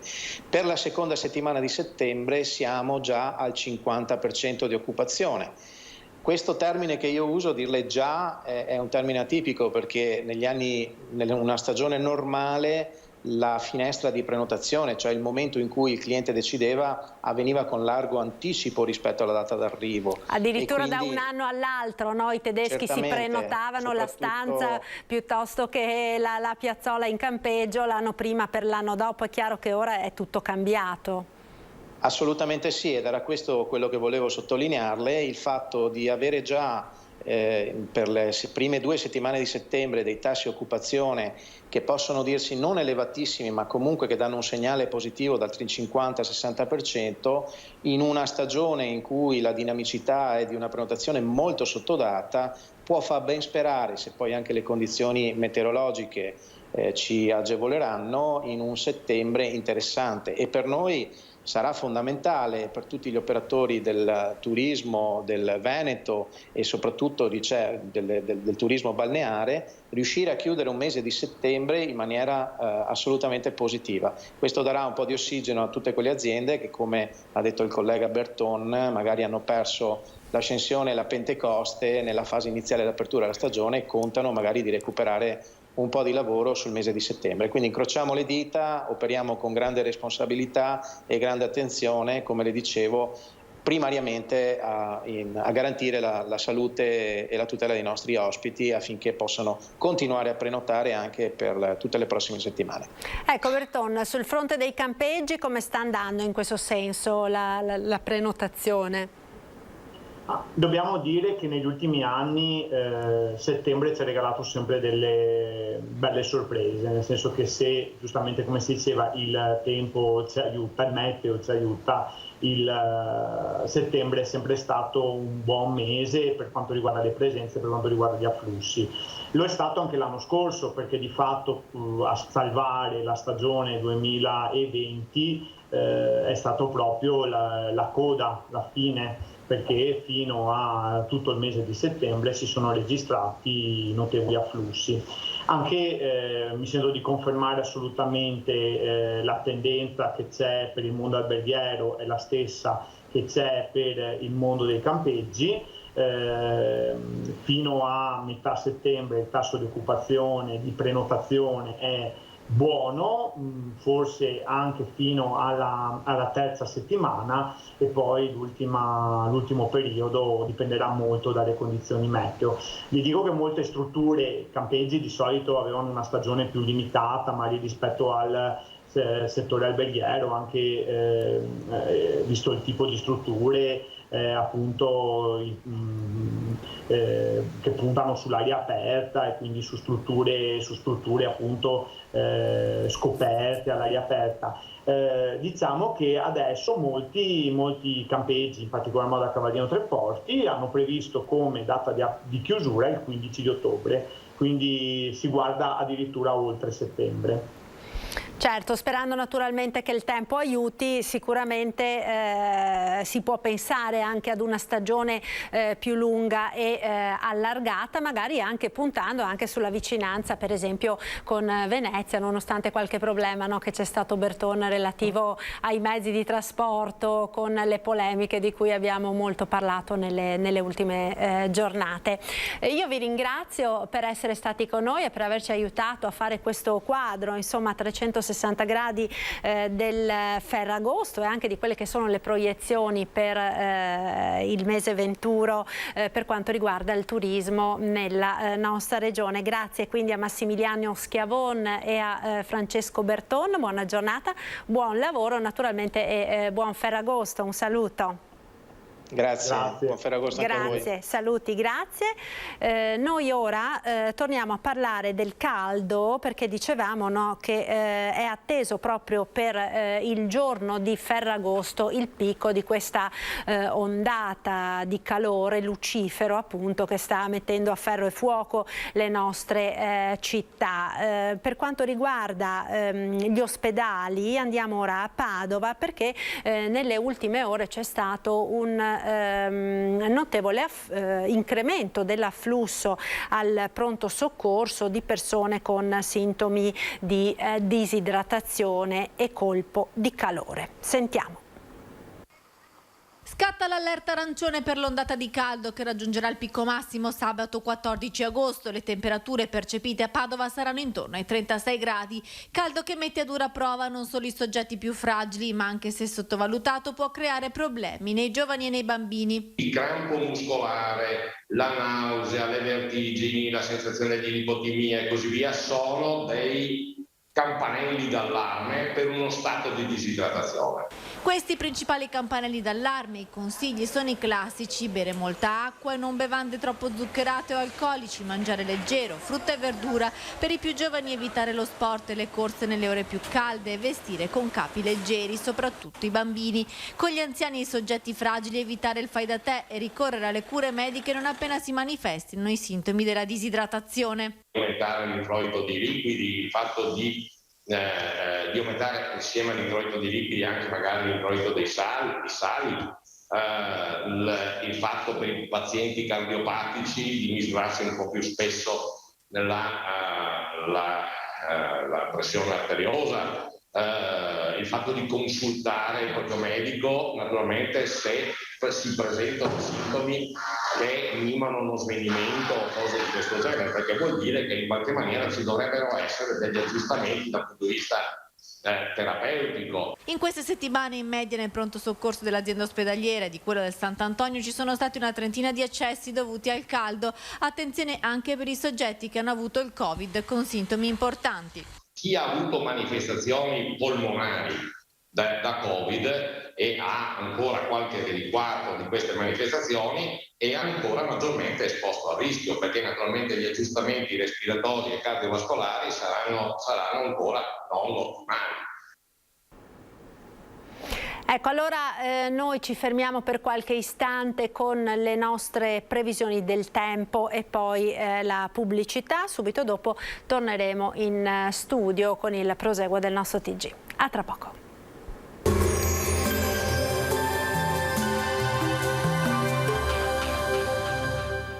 Miro Servizi, ecologia e soluzioni per l'ambiente, dal 1992 al vostro servizio.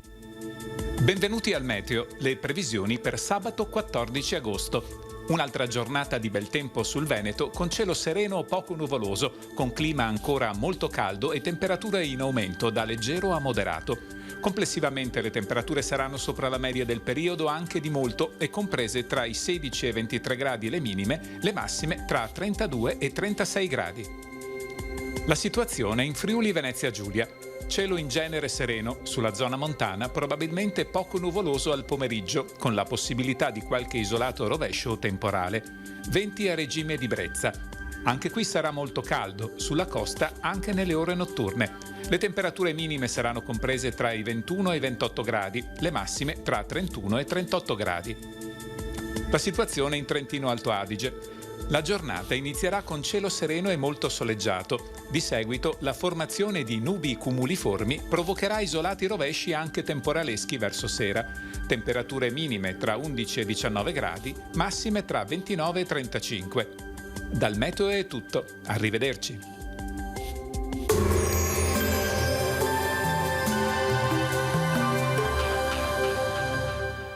Miro Servizi, ecologia e soluzioni per l'ambiente, dal 1992 al vostro servizio.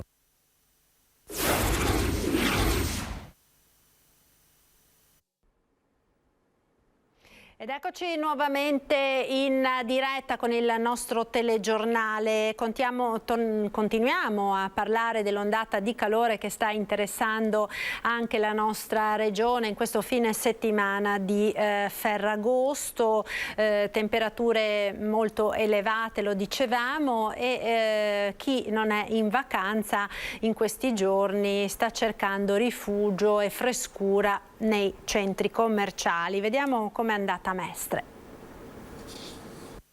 Dentro sì, fuori no, sto sicuro.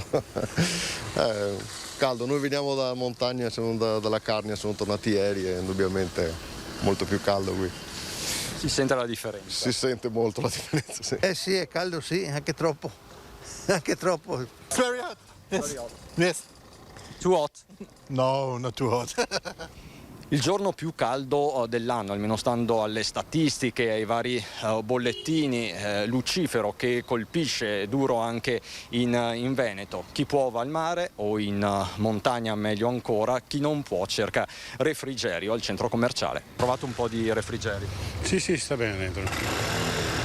Sarebbe da rimanere là un po' di più. Sì, però si fa anche altre cose. Com'è lavorare con questo caldo? È abbastanza fastidioso, grazie. Arrivano le ferie e non arrivano? Arrivano, prima o poi arrivano per tutti. Com'è lavorare in cravatta nel giorno più caldo dell'anno? Normale, cioè come tutti gli altri giorni, semplicemente è più faticoso, però comunque all'interno c'è aria condizionata, quindi si sta abbastanza bene. È sempre stato caldo, passa. Lei sta bene? Sì, basta sudare, se sudi secondo me è una pentola a pressione. Quando fa butti fuori, diciamo, la pressione, una pentola, quando si apre la valvolina e butta fuori, non aumenta mai la temperatura interna. Questo è il suo segreto? No, il segreto è così per tutti. Chi suda sta sempre bene, è un po' appiccicoso, ma si sta bene. Vorrei vivere in Alto Adige.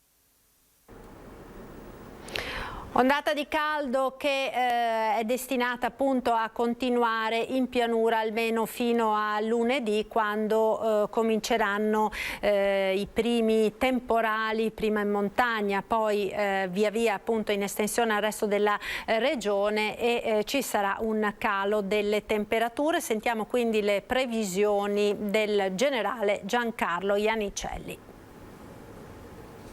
L'alta pressione continua a interessarci. Una delle azioni di questa anticiclone è quello di spingere l'aria dall'alto verso il basso. Ecco, c'è una compressione che già di per sé ci dà un aumento di temperatura, l'aria si scalda. Se poi, come in questo periodo, si associa all'azione di un promontorio di origine africana che ci indirizza aria calda, ed ecco quindi l'ondata di calore che sta interessando veramente tutta l'Italia, da nord a sud, con temperature veramente straordinarie. Diciamo che questo fine settimana importante di Ferragosto ci sono pochi cambiamenti, anzi avremo il picco del caldo, nel senso che le temperature massime raggiungeranno e supereranno i 36 gradi, i valori minimi 23 e 24 gradi. Io ricordo comunque che queste temperature per convenzione internazionale sono prese in capannina, quindi all'ombra. Una persona che deve stare al sole o sta all'aperto naturalmente dovrà sopportare il disagio di temperature ben più alte, ma di molto, addirittura intorno ai 60 gradi. Per quanto riguarda il cielo sarà sereno, poco nuvoloso durante le prime ore del mattino, perché poi abbiamo anche un'umidità molto alta, un tipo di tempo insomma opprimente che la dice tutta, però questa velatura passa veloce e poi durante il pomeriggio abbiamo un po' di attività cumuliforme. Ecco, dobbiamo dire la nota positiva è che da lunedì abbiamo un piccolo cambiamento, nel senso che una depressione addirittura sull'Europa orientale ci indirizzerà aria più instabile, più fresca, e questo tra lunedì notte e martedì nella prima parte darà vita a un sistema perturbato che potrà poi dare dei temporali, delle precipitazioni soprattutto sui rilievi orientali, ma indirettamente anche in pianura, quindi avremo un cambiamento del tempo in senso anche delle temperature. Poi per la prossima settimana infatti la situazione cambia, si attenua il promontorio africano, rimane l'anticiclone delle Azzorre, quindi avremo un tempo stabile ma con temperature tra virgolette più umane. Ecco, allora queste quindi le previsioni per i prossimi giorni, sperando appunto che questa ondata di calore finalmente si attenui. Ci spostiamo ora a Conegliano con la politica. Vedo che abbiamo in collegamento Piero Garbelotto, candidato sindaco alle prossime elezioni appunto a Conegliano per la Lega Fratelli d'Italia, una lista civica. Buongiorno Garbelotto. Buongiorno. Buongiorno, grazie per essere con noi quest'oggi. Allora, la sento un po' male. Mi sente? Io sì, voi mi sentite? Ecco, sì, ora sì, eccoci. Allora, insomma, sono ore, nonostante questo periodo, insomma, queste giornate di vacanza nelle quali, insomma, la politica continua comunque a lavorare in vista delle amministrative di ottobre. In questo senso, Garbelotto, si cominciano anche a delineare quelli che sono i programmi e i progetti concreti anche da proporre alla cittadinanza. In modo particolare vorrei cominciare l'intervista proprio da questo, dalla notizia insomma di queste ultime ore, di questo importante fondo che il Consiglio di Stato assegna ai 24 comuni della Marca trevigiana che hanno presentato ricorso contro il provvedimento dell'allora governo Renzi, e tra questi comuni c'è anche Conegliano, quindi un buon gruzzoletto, diciamo, che dovrebbe arrivare anche a Conegliano, che lei avrebbe in mente di impiegare come se sarà eletto sindaco? Guarda, sicuramente è una grande opportunità, sono circa 3.800.000 euro che poi potrebbero diventare anche molti di più se si riesce a lavorare in tandem con la Regione e intercettare tutti quei progetti che poi vengono finanziati dal 50 all'80%. Credo che sicuramente le direttrici principali siano la sicurezza della città, quindi la sistemazione di tutte le telecamere che poi devono diventare diremo attive e non verificate solamente in remoto, quindi con qualcuno che le controlli costantemente per vedere eventuali problemi e risolverli subito. Credo la realizzazione della piazza Carducci, che è qualcosa che i commercianti e i cittadini chiedono da molto tempo, e infine la mappatura delle case. Sono oltre 280 a Conegliano, un 50% precedenti agli anni 80 che hanno sicuramente bisogno di manutenzione. Questi sono i primi progetti, il resto poi andrà diremo sbobinato insieme alle altre forze che mi sostengono per capire quelli che sono i principali interessi dei cittadini, pur sapendo che non si può promettere tutto a tutti per fare la questua dei voti, ma bisogna essere concreti per risolvere. Ecco, non la sentiamo proprio benissimo Garbelotto, ogni tanto va via la voce, quindi diciamo sicuramente la sicurezza, lei diceva e l'ha detto fin dall'inizio, insomma è il primo punto del suo programma elettorale, ma ci sono anche altri aspetti oltre alla sicurezza che le stanno particolarmente a cuore? Sì, la realizzazione della piazza Carducci, che credo sia richiesta dei cittadini, e poi credo in una mappatura delle case popolari, che sono oltre 270, delle quali un 50% ante 1980, quindi di oltre 40 anni, che hanno sicuramente bisogno di manutenzioni. Credo che anche un po' tutte le scuole abbiano dei problemi con la sistemazione antisismica, quindi c'è tanto da fare, le risorse non sono infinite, ma credo che questo tesoretto, come si potrebbe definire, possa dare una mano a far ripartire la città quanto prima. Per quanto riguarda la viabilità, Garbelotto, quali sono i suoi progetti, le sue idee per la Conegliano del futuro? Mi sente, Garbelotto? No, abbiamo perso il collegamento, non riesco più a sentire Piero Garbelotto. Mi sente? Io la sento, lei mi sente? Ecco, non la sentivo più. Immagino sia in montagna, vedo dei pini alle sue spalle di un bosco, la invidiamo un pochino con il caldo che abbiamo qua, sì, qua in pianura. Sono nei boschi del Cadore. La viabilità Conegliano è strozzata da un lato dalla ferrovia, dall'altro dalla collina. Bisogna rendere a doppio senso circolatorio anche la strada parallela a Corso Vittorio Emanuele, quindi via Colombo, in maniera tale che sfoghi con via Carducci e che arrivi fino alle porte della città. E poi inevitabilmente credo che i parcheggi della zona centrale, almeno per il sabato e la domenica, debbano essere liberalizzati per facilitare lo shopping da chi viene da fuori città. Ecco, proprio a proposito di shopping, Garbelotto, sicuramente il commercio è uno dei settori che, assieme naturalmente a quello del turismo e delle strutture ricettive, hanno maggiormente sofferto gli effetti della pandemia. In quale modo lei intende, per quello che può fare un'amministrazione comunale, dare slancio a queste attività? Facilitare l'arrivo dei clienti, in che modo?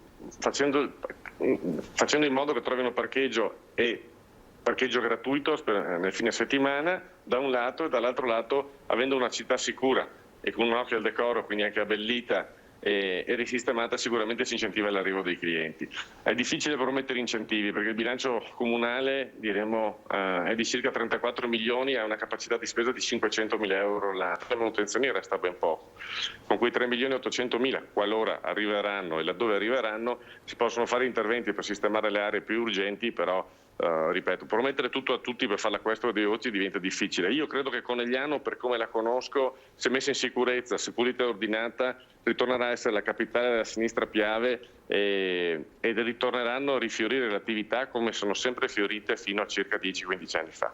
Ecco, c'è tutta la partita delle colline del Prosecco e quindi la partita turistica che speriamo tutti, naturalmente appena la pandemia e la situazione sanitaria lo consentirà, possa avere finalmente quello sviluppo, insomma, che tutti auspichiamo e speriamo. In questo senso, diciamo, lei cosa pensa di poter fare come amministrazione comunale? Guardi, oggi le colline del Prosecco fanno 250.000 turisti, ci sono previsioni fino a 1,5 milioni. È chiaro che se questi turisti arrivano e trovano una città che non è sicura, che non è ordinata, che non è decorosa, è una città come quella che oggi, che ogni settimana c'è qualche caso di qualche episodio di delinquenza, non arriveremo neanche a intercettarne 1 milione, ma ritorneranno tutte. Come arrivano i primi se ne andranno anche, purtroppo. Io è un fenomeno che ho visto nelle Langhe, che conosco molto bene, e credo che dobbiamo rendere una città accogliente appunto per questi turisti, una città sicura, e dobbiamo farla diventare la porta dell'UNESCO, magari valorizzando proprio il Biscione, che può diventare veramente il checkpoint di apertura per tutte le visite poi sulle colline, sulle zone dell'UNESCO e del nostro territorio. Ecco, Garbelotto, di queste ultime ore anche la notizia di un sondaggio che è stato commissionato da Forza Italia per quanto riguarda appunto le elezioni a Conegliano, al di là, diciamo, di quelli che sono quelle che potrebbero essere le intenzioni di voto dei cittadini per un candidato piuttosto che un altro. Vedremo poi anche quando le liste saranno presentate prenotata in maniera definitiva, sicuramente emerge una percentuale molto alta di indecisi, di persone quindi che ancora non hanno le idee chiare. Lei come pensa di convincere tutte queste persone indecise? Con la concretezza, perché le ciacole e i veneti noi che piace, quindi dobbiamo essere concreti, un programma chiaro come stiamo facendo noi sui primi sui 5 macro punti e, ripeto, senza promettere, come è sempre stato fatto, tutto a tutti, ma dicendo chiaramente quello che si potrà fare, quello che si dovrà fare, e credo che tanti anche della mia generazione, io ho 40 anni, si ricordano com'era Conegliano e si ricordano come è arrivata oggi, quindi se ci vuole un cambiamento, voltar pagina e tornare ai fatti Conegliano, la capitale della sinistra Piave, io chiedo la fiducia di tutti i cittadini. Credo che come tutte le elezioni la partita si giocherà negli ultimi 20-25 giorni e ai sondaggi sinceramente ne abbiamo in mano anche noi, ma ci ho sempre dato poco peso, perché poi sono gli ultimi 10 o 15 giorni dove la gran parte degli indecisi sciolgono le loro riserve e di solito spostano la bilancia. Quindi insomma c'è ancora un po' di tempo per lavorare. A proposito di lavoro, Sindaco, lei ha già in mente la sua squadra? Sì, noi abbiamo una squadra che è, diremo, una squadra nuova, giovane, non solamente in senso anagrafico, quindi un 70% di nuovi volti della politica coneglianese, un 30% di esperienza, un'esperienza magari fatta anche al di fuori del nostro comune, ma in altri comuni, quindi magari sindaci che non sono stati di altri comuni, in modo tale da portare anche un'esperienza diversa a solamente quella che può essere il comune di Conegliano, e le liste sono già pronte, ma credo che sarà una sorpresa per molti, perché finalmente siamo veramente riusciti a dare quella rottura col passato, a fare quel cambiamento che crediamo Conegliano abbia bisogno. Quindi insomma ci saranno delle sorprese, Garbelotto, quando presenterete le liste? Assolutamente sì, delle belle sorprese. Io la ringrazio per essere stato con noi, buon Ferragosto naturalmente e buon lavoro a Piero Garbelotto, candidato sindaco di Conegliano. Buona giornata, un saluto. Buon Ferragosto dal Cadore, un saluto a tutti, grazie, arrivederci. Grazie, arrivederci. Allora noi torniamo a parlare di salute perché l'abbiamo visto, no, in queste giornate da ieri e poi per tutto il mese di agosto sarà possibile accedere ai Vax Point con accesso libero, quindi senza la prenotazione, per fare il vaccino anti-Covid per i giovani dai 12 ai 25 anni, eccezione la giornata di domani, dove a Treviso Vax Point di Villorba sarà possibile accedere dalle 8 alle 20 senza prenotazione a prescindere dall'età. Quindi chiunque voglia fare la vaccinazione domani lo potrà fare semplicemente presentandosi al centro vaccinale Alex Maber di Villorba. Vediamo com'è andata la giornata di ieri con i ragazzi. Centro vaccinazione all'ex Maber di Castrette di Villorba. Il viavai è continuo, ma un incremento significativo di ingressi grazie all'accesso libero riservato alla fascia 12-25 anni lo si vedrà, secondo gli operatori dell'ULSS 2, solo dai prossimi giorni. È appena iniziato l'accesso libero, per cui insomma non c'è stata la ressa.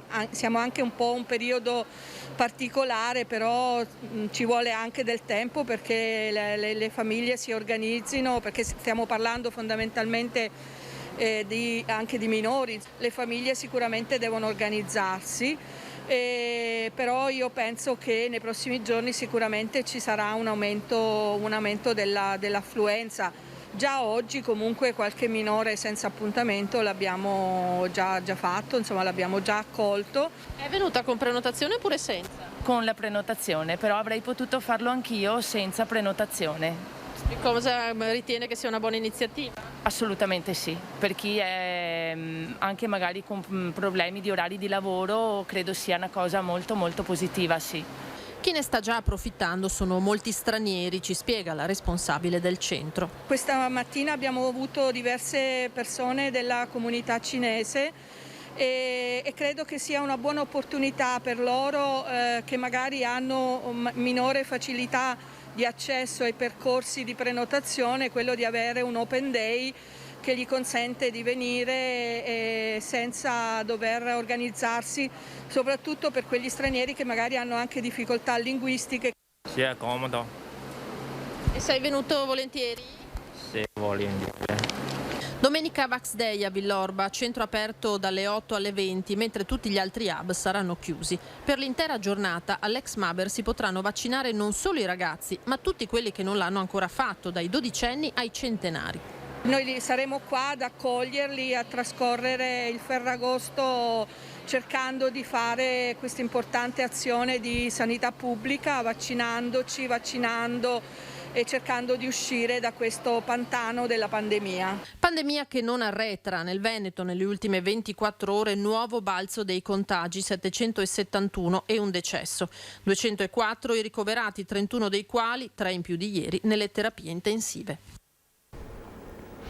Nel frattempo l'ULSS 2 della Marca Trevigiana comunica che a seguito della drastica riduzione del numero di accessi ai punti tampone, dove l'introduzione delle nuove disposizioni relative all'attività di testing da lunedì 16 agosto, quindi da lunedì prossimo, i Covid Point di Altivole e Conegliano torneranno all'orario 8-14, quindi saranno aperti solo la mattina. Nel caso però si dovessero registrare futuri nuovi incrementi nel numero di accessi, l'ULSS 2 è pronta naturalmente a prolungare nuovamente l'orario di apertura, questo appunto per quanto riguarda i Vax Point di Altivole e di Conegliano. Allora, vedo che abbiamo già in collegamento i nostri prossimi ospiti. Andiamo in montagna ora, abbiamo parlato di mare, di spiagge prima, ora andiamo sulle bellissime Dolomiti venete con Roberta Alverà, presidente degli albergatori di Cortina, Camillo De Pellegrin, sindaco del comune Val di Zoldo, e Andrea De Bernardin, sindaco di Rocca Pietore. Buongiorno, buongiorno, grazie per essere con noi. Buongiorno. Un saluto. Allora, Roberta Alverà, come sta andando questo Ferragosto sulle nostre montagne, nella meravigliosa conca ampezzana? Abbiamo visto insomma che nelle località balneari, nei laghi, si stanno registrando numeri da record per quanto riguarda le presenze, insomma insperati anche in una stagione che era partita con molte incertezze a causa della situazione sanitaria. Direi che la situazione sta andando bene perché c'è molta gente, c'è una buona affluenza e quindi siamo soddisfatti. Certo che la settimana centrale di Ferragosto per noi è proprio il clou della stagione e quindi ci speravamo un po' in questa grande affluenza. Bisogna poi bisognerà considerare la stagione tutta nel suo insieme prima di fare un bilancio, però in questo momento devo dire che la situazione è molto positiva, anche graziati dal tempo che non è stato così clemente a luglio, ma adesso almeno in questi giorni ci sta regalando giornate molto belle e calde, quindi favoriscono le vacanze in montagna. Sicuramente c'è un fuggi dalla pianura alla ricerca di un po' di refrigerio sulle montagne, quindi magari anche per i turisti mordi e fuggi, quelli che decidono di concedersi almeno il fine settimana di Ferragosto. La montagna sicuramente con le temperature che ci sono in questi giorni ha una grande attrattiva, no? Sì, sicuramente. Se poi il tempo è bello anche da noi, il caldo non è mai eccessivo, però permette a tutti di poter fare delle belle escursioni a piedi, in bicicletta o con qualsiasi mezzo, e quindi anche da noi il bel tempo insomma è molto importante. Sicuramente. Sindaco De Pellegrin, per quanto riguarda la Val di Zoldo, come state messi insomma per questo Ferragosto? Anche stamattina sappiamo che insomma il traffico verso la montagna è stato davvero molto sostenuto, sia in autostrada sia nelle principali direttrici. In Val di Zoldo com'è? Sì, mi sento di condividere le parole espresse poco fa. La situazione ora è definirei ottimale. Naturalmente noi la preoccupazione la viviamo per i periodi quelli diciamo di transizione, la primavera, l'autunno, dove dobbiamo assolutamente recuperare. Purtroppo il Covid, le difficoltà si sentono e comunque anche in questi giorni non possiamo nascondere le difficoltà che le nostre attività incontrano nel verificare il Green Pass, quello che insomma sappiamo tutti. Però l'obiettivo che la montagna deve porsi è quello di destagionalizzare, di allargare la forbice di modo che possa garantire appunto alla montagna attività che hanno una tenuta tutto l'anno e quindi occupazione, perché per noi conta poi quella, e poi soprattutto anche nuovi residenti, perché la montagna non può vivere solo col turismo, o meglio deve essere popolata durante l'anno e non solo nei momenti in cui abbiamo molte persone di vacanza. Sicuramente. Volevo chiederle, Sindaco, per quanto riguarda l'accessibilità, perché sappiamo insomma che la Val Zoldana ha avuto purtroppo dei grossi problemi con l'ondata di maltempo e le frane che si sono verificate in primavera, gli interventi insomma a tempo di record che sono stati effettuati per ripristinare le principali insomma arterie di accesso. Ora la situazione com'è?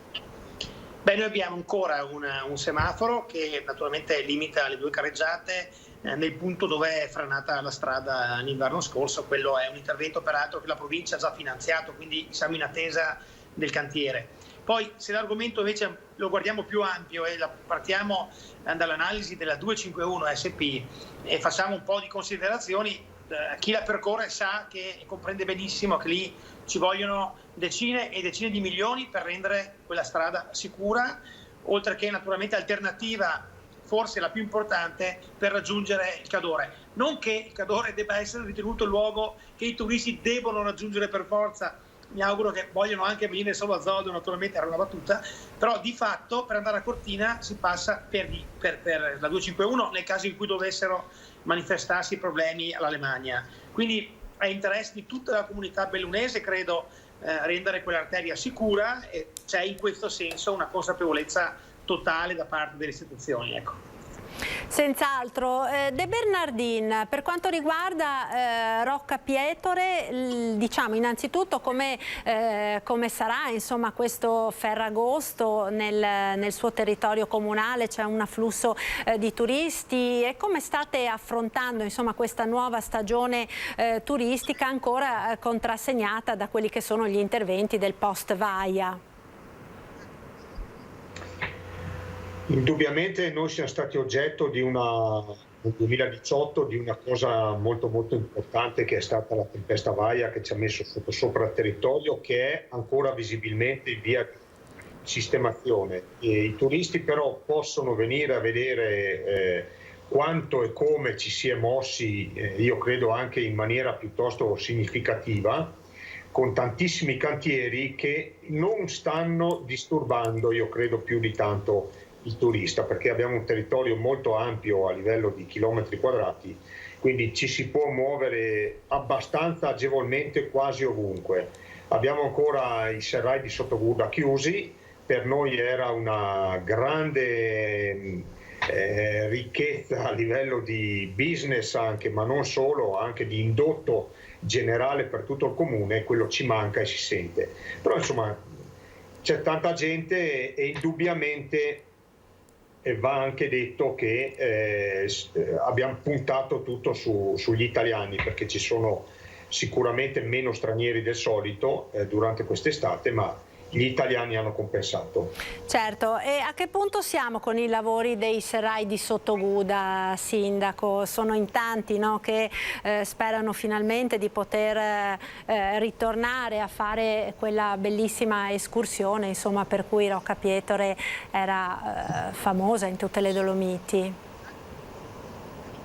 Sì, noi avevamo pensato prima di Vaia e ci eravamo mossi per rendere fruibile l'intero comune da sud a nord, quindi dal lago di Alleghe, che è mezzo di Rocca Pietore, fino a raggiungere Sottoguda, che è entrata nei borghi più belli d'Italia. Poi c'era la gola dei serrai di Sottoguda che arrivava a Malgacciapella, dove parte la funivia e va in cima alla Marmolada. C'era un'escursione da fare, che era credo unica, perché si partiva dai 1000 metri si arrivava ai 3300, quindi una cosa davvero importante. Senza i serrai e senza la pista ciclabile che avevamo costruito e Vaia ci ha distrutto, e siamo chiaramente un po' claudicanti, ma anche sui serrai ho buone speranze che si riesca a portare a compimento nel giro di un paio d'anni i lavori che sono iniziati. Torniamo a Cortina con Roberta Alverà. Escursioni bellissime, lo sappiamo tutti, no? Quelle sulle Dolomiti Ampezzane, anche sulle Dolomiti Ampezzane, ma Cortina insomma è famosa anche per i tanti eventi che vengono organizzati in modo particolare in queste che sono le settimane centrali, le settimane più affollate dell'estate. I prossimi appuntamenti quali sono? Sì, assolutamente. L'offerta che diamo ai nostri clienti estivi è molto articolata, perché ci sono eventi soprattutto sportivi che riguardano i mesi di giugno e luglio, mentre ad agosto l'offerta è un'offerta su base più culturale, quindi ci sono incontri letterari, ci sono incontri con gli autori. Quest'anno abbiamo anche un bel cartellone musicale, quindi appena l'altro ieri c'è stato il Barbiere di Siviglia, il prossimo sarà un masterclass di canto lirico, quindi cerchiamo veramente di fare un'offerta articolata e che possa raggiungere i gusti dei clienti più svariati che abbiamo a Cortina. Anche da noi mancano flussi turistici stranieri, e ne sentiamo la mancanza non tanto in questi giorni di Ferragosto, dove la nostra clientela è prettamente italiana, ma proprio prima e dopo agosto, che sono per noi mesi classici di frequentazione straniera. Quindi fin tanto che questi flussi non saranno ripristinati avremo comunque una sofferenza di base. Però comunque gli eventi, come dicevamo, ci sono, e in presenza, col Green Pass, in qualsiasi modo cerchiamo di portarli a casa. Certo, Cortina, insomma, lo ricordiamo, ha avuto quest'inverno anche i mondiali di sci, nonostante senza pubblico, e si sta lavorando alacremente in tutto il territorio del Bellunese per le Olimpiadi invernali, che insomma speriamo portino quel lustro e quella ripresa anche proprio a 360 gradi di tutto il territorio. Vedo il sindaco di Val di Zoldo che sta annuendo, perché insomma ci si conta molto su questo, no? Guardi, noi riteniamo che Cortina sia un valore aggiunto per tutta la provincia, naturalmente. Poi i territori che sono vicini fanno la loro parte per naturalmente, innanzitutto per sopravvivere e per avere un futuro. Però è evidente che se Cortina sta bene, noi anche stiamo bene. Quindi siamo collegati tutti in un sistema che è il sistema Dolomiti, che va valutato, analizzato, studiato insieme, e insieme dobbiamo uscire dalle difficoltà e costruire un futuro. E su questo argomento naturalmente potremmo infilarne molti altri, i fondi di confine, le scelte strategiche, tutto quello che ci va dietro. La collaborazione c'è, diciamo, con i sindaci dei vari territori. Anche con l'amico, infatti, il collega qui presente, abbiamo anche la stessa maglia, tra l'altro, ed è un caso, per indicare appunto che casualmente, a parte che siamo anche amici, ma c'è sicuramente tra di noi la voglia e la volontà di perseguire obiettivi e dinamiche comuni. La provincia collabora e sta insieme ai vari territori senza pensare a chi fa di più, chi fa di meno. Io credo che le Dolomiti Bellunesi abbiano veramente un futuro radioso davanti. Ecco, da parte vostra come primi cittadini, no, sappiamo che in questi anni c'è stato un fortissimo impegno contro lo spopolamento della montagna, perché insomma soprattutto nelle vallate lo sappiamo che questo è stato un grande problema. De Bernardin. Io vengo da un territorio che ha dei dati di decremento demografico importante. L'intero Agordino, ma l'intera provincia di Belluno sta andando veramente indietro a livello di popolazione come numeri. E questo a volte è una cosa anche difficile da capire.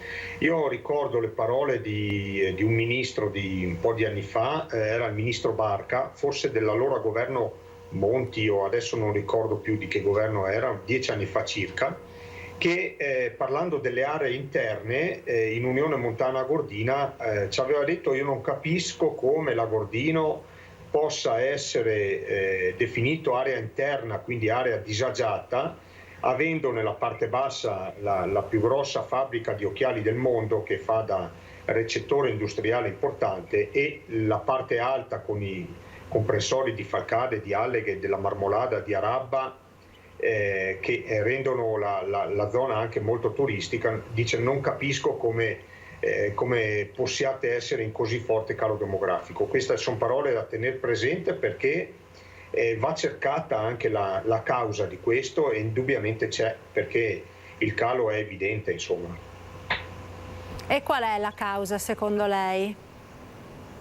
Ma poi le opinioni sono molteplici. Io ne ho una ed è non molto bella, nel senso che bisogna riacquistare quella passione per il proprio territorio e fare in modo di non andare via alla prima difficoltà che ci si presenta davanti. Ci sono stati dei casi anche nel mio comune, ma in molti comuni vicini, dove interi nuclei familiari hanno scelto la più comoda Valbelluna per andare a vivere per motivi di studio dei figli o di lavoro o di altro. Il montanaro è montanaro e deve rimanere montanaro, perché va bene il turista che decide, o comunque il cittadino che decide di venire a trasferirsi, anche acquistando case, ristrutturandole in maniera egregia nel nostro territorio, ma senza i montanari anche loro stessi, venendo da fuori, fanno fatica a vivere in montagna. Quindi il presidio deve essere continuo, e questo è solamente l'attaccamento e l'amore per il nostro territorio che ce lo darà. Questa è una cosa che i vicini della provincia di Bolzano, sicuramente, al di là della loro autonomia, dei loro soldi e delle loro possibilità, quindi hanno molto più radicato di noi. Ecco, De Pellegrin è un tema, questo, che ricordo lei particolarmente caro. Ricordo quando ci eravamo sentiti quest'inverno, a proposito appunto delle ragioni di studio dei ragazzi, lei aveva messo il municipio, il suo ufficio in municipio, a disposizione di alcuni bambini che non avevano il collegamento internet per poter seguire le lezioni in DAD. Ed è ancora così, purtroppo, in quanto la fibra sta per arrivare, ma non credo che prima di marzo tutto sia messo, diciamo, a regime. Quindi sì, naturalmente internet, i collegamenti sono fondamentali per il lavoro. Se posso rubare un secondo sul tema spopolamento, credo che sia il tema naturalmente sul quale noi non dormiamo più la notte, al pensiero che i nostri territori si svuotino. Il problema vero è che manca il lavoro, quindi noi dobbiamo cercare di far tornare nella montagna le imprese, il lavoro e l'occupazione e le professionalità. Questo è l'unico strumento che abbiamo per trattenere naturalmente i ragazzi. E poi c'è di fondo un cambio culturale, sociologico, antropologico, che vede inevitabilmente i giovani andare nelle città o comunque nei centri dove hanno maggiori possibilità. Io credo, e dico una cosa magari provocatoria e va va a svantaggio di chi vive in pianura, però io credo che la montagna avrà la possibilità di recuperare anche a causa del cambio climatico, delle temperature eccessive in pianura. Sento sempre di più, ho l'impressione che le persone cerchino casa in montagna, vogliono andare in montagna perché il clima è mite rispetto alla pianura, e questo è un aspetto da non sottovalutare nei prossimi anni. Senz'altro, sicuramente qui si apre insomma una discussione, quella sui mutamenti climatici, sicuramente con la quale dovremo fare i conti in maniera purtroppo penso molto pesante nei prossimi anni. Roberta Arvelà, tornando a Cortina, sicuramente la situazione di Cortina, diciamo, è diversa rispetto a quella di altre vallate, ma la vedevo insomma annuire quando i sindaci parlavano di questo spopolamento, di questa difficoltà, insomma, soprattutto nel trattenere i giovani nei territori di montagna. No, lo stesso problema che hanno sollevato i sindaci ce l'abbiamo anche noi, anche se tante volte si immagina che siamo quell'isola felice, ma le problematiche sono problematiche comuni. Noi abbiamo una natalità bassissima, adesso in questi ultimi anni nascono 17-18 bambini all'anno e fra 5, 7, 8 anni non avremo più la possibilità di avere le scuole superiori che avevamo finora, perché i bambini sono troppo pochi e quindi non sarà più possibile suddividerli nelle varie scuole. E questa è una perdita molto importante perché comunque c'è un impoverimento proprio demografico e secondo me le cause sono una serie di cause, non si può trovare in un'unica causa il problema del fatto che la montagna si vada spopolando. Sicuramente i giovani che escono a studiare poi fanno fatica a tornare in un territorio che magari dà meno opportunità, ma ad esempio a Cortina il lavoro ci sarebbe, se uno ha voglia di lavorare trova lavoro sicuramente, ma tanti lavori non vengono magari fatti perché io parlo del settore alberghiero, noi abbiamo pochissimi residenti che operano nel settore alberghiero, anche se comunque è un lavoro a contatto con le persone, però bisogna considerare che si lavora 4 mesi ininterrottamente, che non c'è il sabato e la domenica libero come in altri posti, cioè sono tante le considerazioni da fare. E non ultimo il discorso del cambio generazionale, perché anche un'attività economica in mano a 2 fratelli nel momento in cui devono dividersi con i costi che abbiamo noi diventa un problema liquidare uno o l'altro, passare ai figli, quindi secondo me le cause sono tante e bisogna cominciare probabilmente da politiche sociali un po' più strutturate e per quanto diceva prima il fatto che in Alto Adige rispetto a noi sono un po' più legati al territorio, questo è vero, loro probabilmente hanno saputo proprio infondere nei giovani questo amore per la montagna. La maggior parte di loro rimane nelle aziende, lavora e quindi sentono meno di noi questo problema. Noi probabilmente abbiamo lasciato andare i ragazzi quando non avevamo fatto ancora una previsione a lungo termine, pensando che fosse il meglio per loro, e adesso per farli tornare bisogna proprio mettersi d'impegno e trovare delle situazioni che possano essere idonee a un ritorno di vita in montagna, che non è semplicissimo. È vero che il clima da noi non è così caldo, però abbiamo 6 mesi d'inverno e 6 mesi di freddo, quindi voglio dire anche non è così favorevole. Però insomma secondo me se ci impegniamo tutti quanti, anche in vista dei futuri grandi eventi che avremo, cioè cercare veramente di fare una strategia a lungo raggio per includere anche il fatto di far tornare a vivere in montagna chi probabilmente ha deciso diversamente, ha deciso di andare.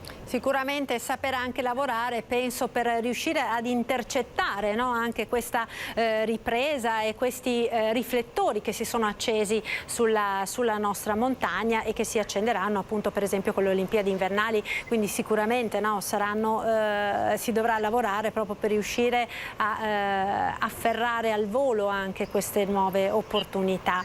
Io vi ringrazio davvero per essere stati con noi e per averci aiutato ad affrontare queste tematiche che interessano tutta la nostra meravigliosa montagna. Grazie a Roberta Alverà, presidente degli albergatori di Cortina, Camillo De Pellegrin, sindaco del comune Val di Zoldo, e Andrea De Bernardin, sindaco di Rocca Pietore. Buon Ferragosto.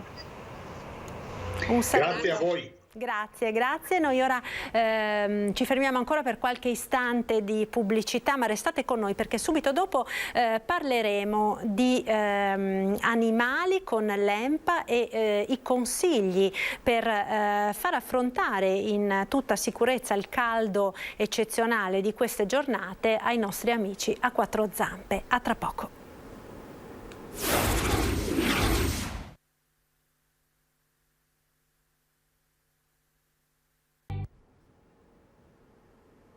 Eccoci nuovamente in diretta per l'ultima parte di questa nostra edizione del telegiornale.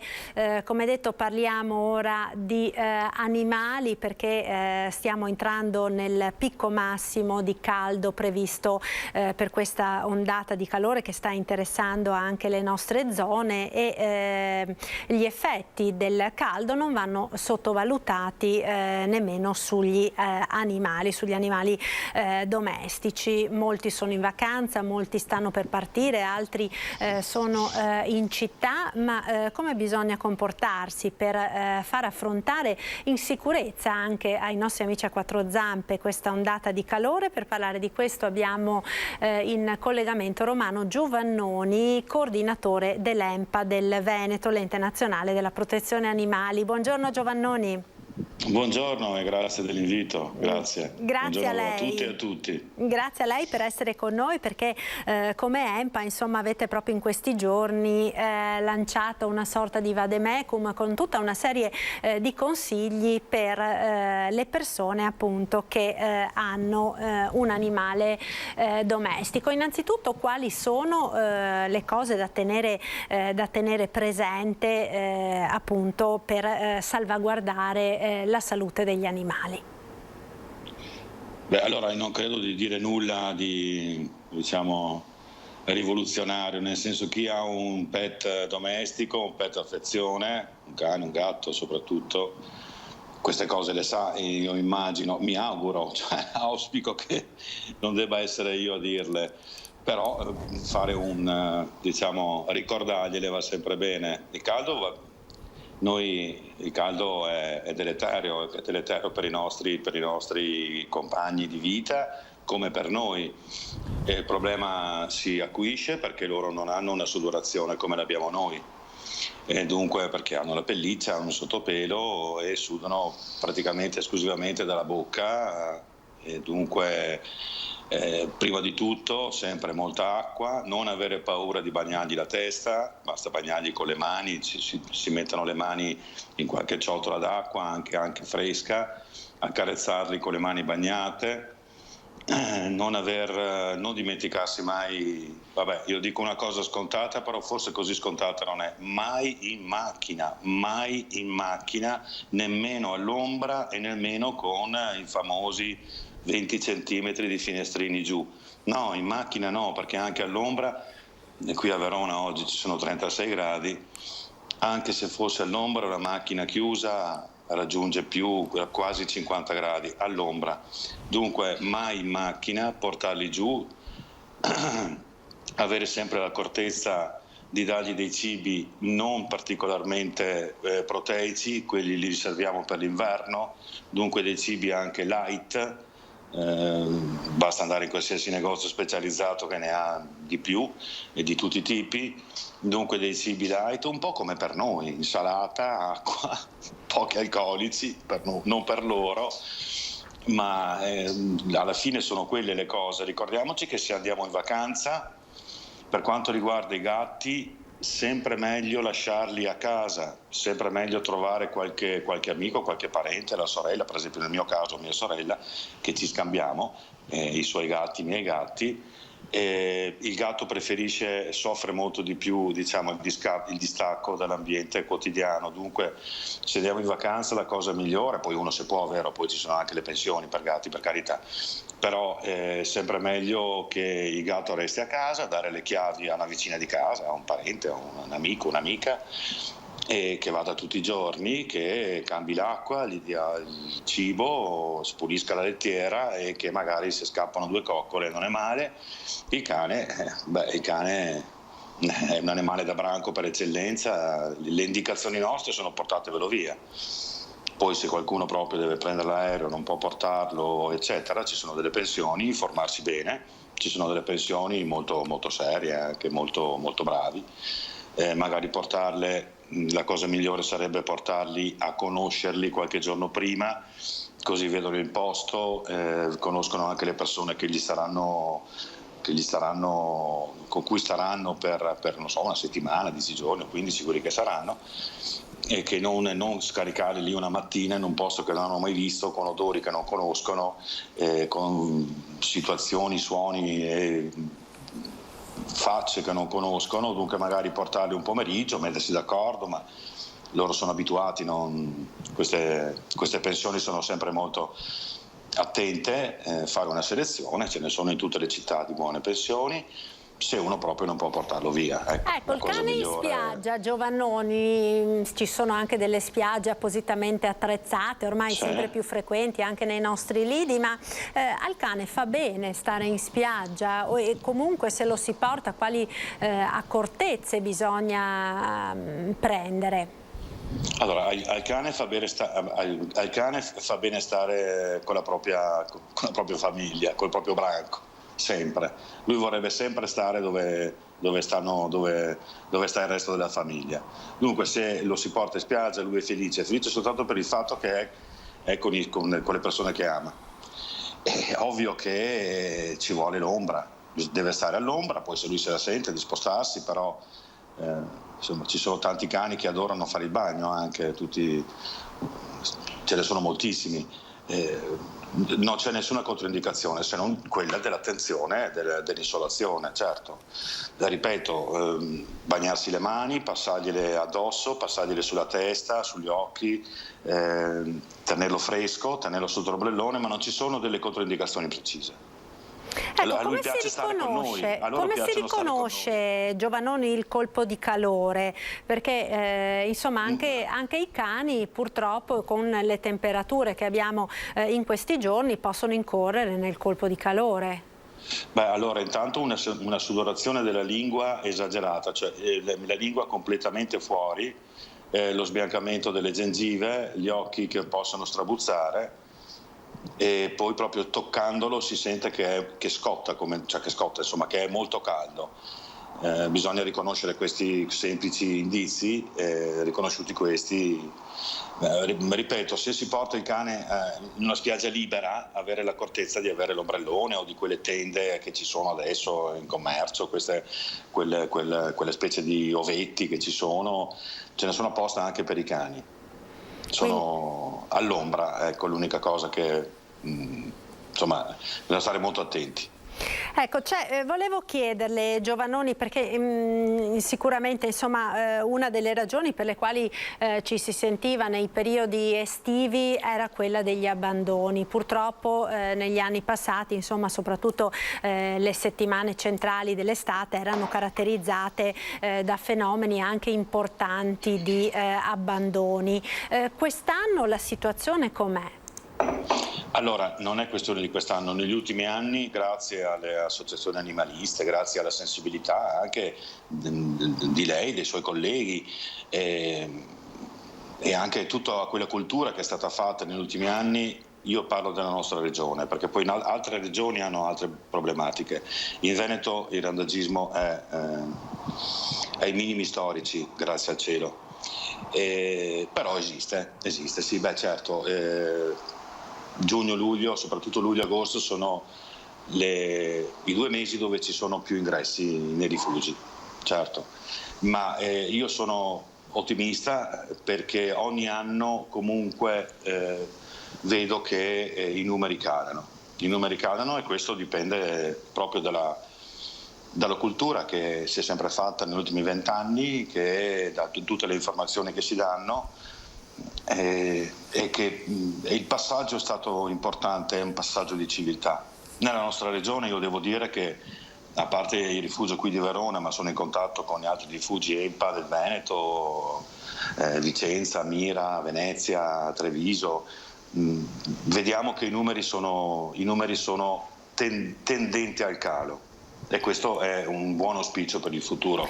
Ovvio che nel giorno che chiuderemo i nostri rifugi sarà il giorno che abbiamo vinto, però la vedo ancora un po' più lunga. Adesso comunque i numeri sono sempre ogni anno un po' inferiori e questo è quindi c'è sempre buono. una maggiore sensibilità, diciamo, sì, certo. delle persone, una maggiore attenzione e devo dire che anche il periodo, diciamo, che abbiamo vissuto, la pandemia, il Covid, il fatto di rimanere per tante persone chiuse in casa per tanto tempo ha portato anche a un record di adozioni, no? Esatto. Di cagnolini, di gatti, come quali sono, l'anno diciamo, scorso i vostri soprattutto dati? è stato l'anno scorso c'è stato un incremento importantissimo, diciamo. Io non voglio dire cifre perché poi ogni rifugio ha la sua realtà, però sicuramente un 20% di più di richieste di adozione e di adozioni fatte.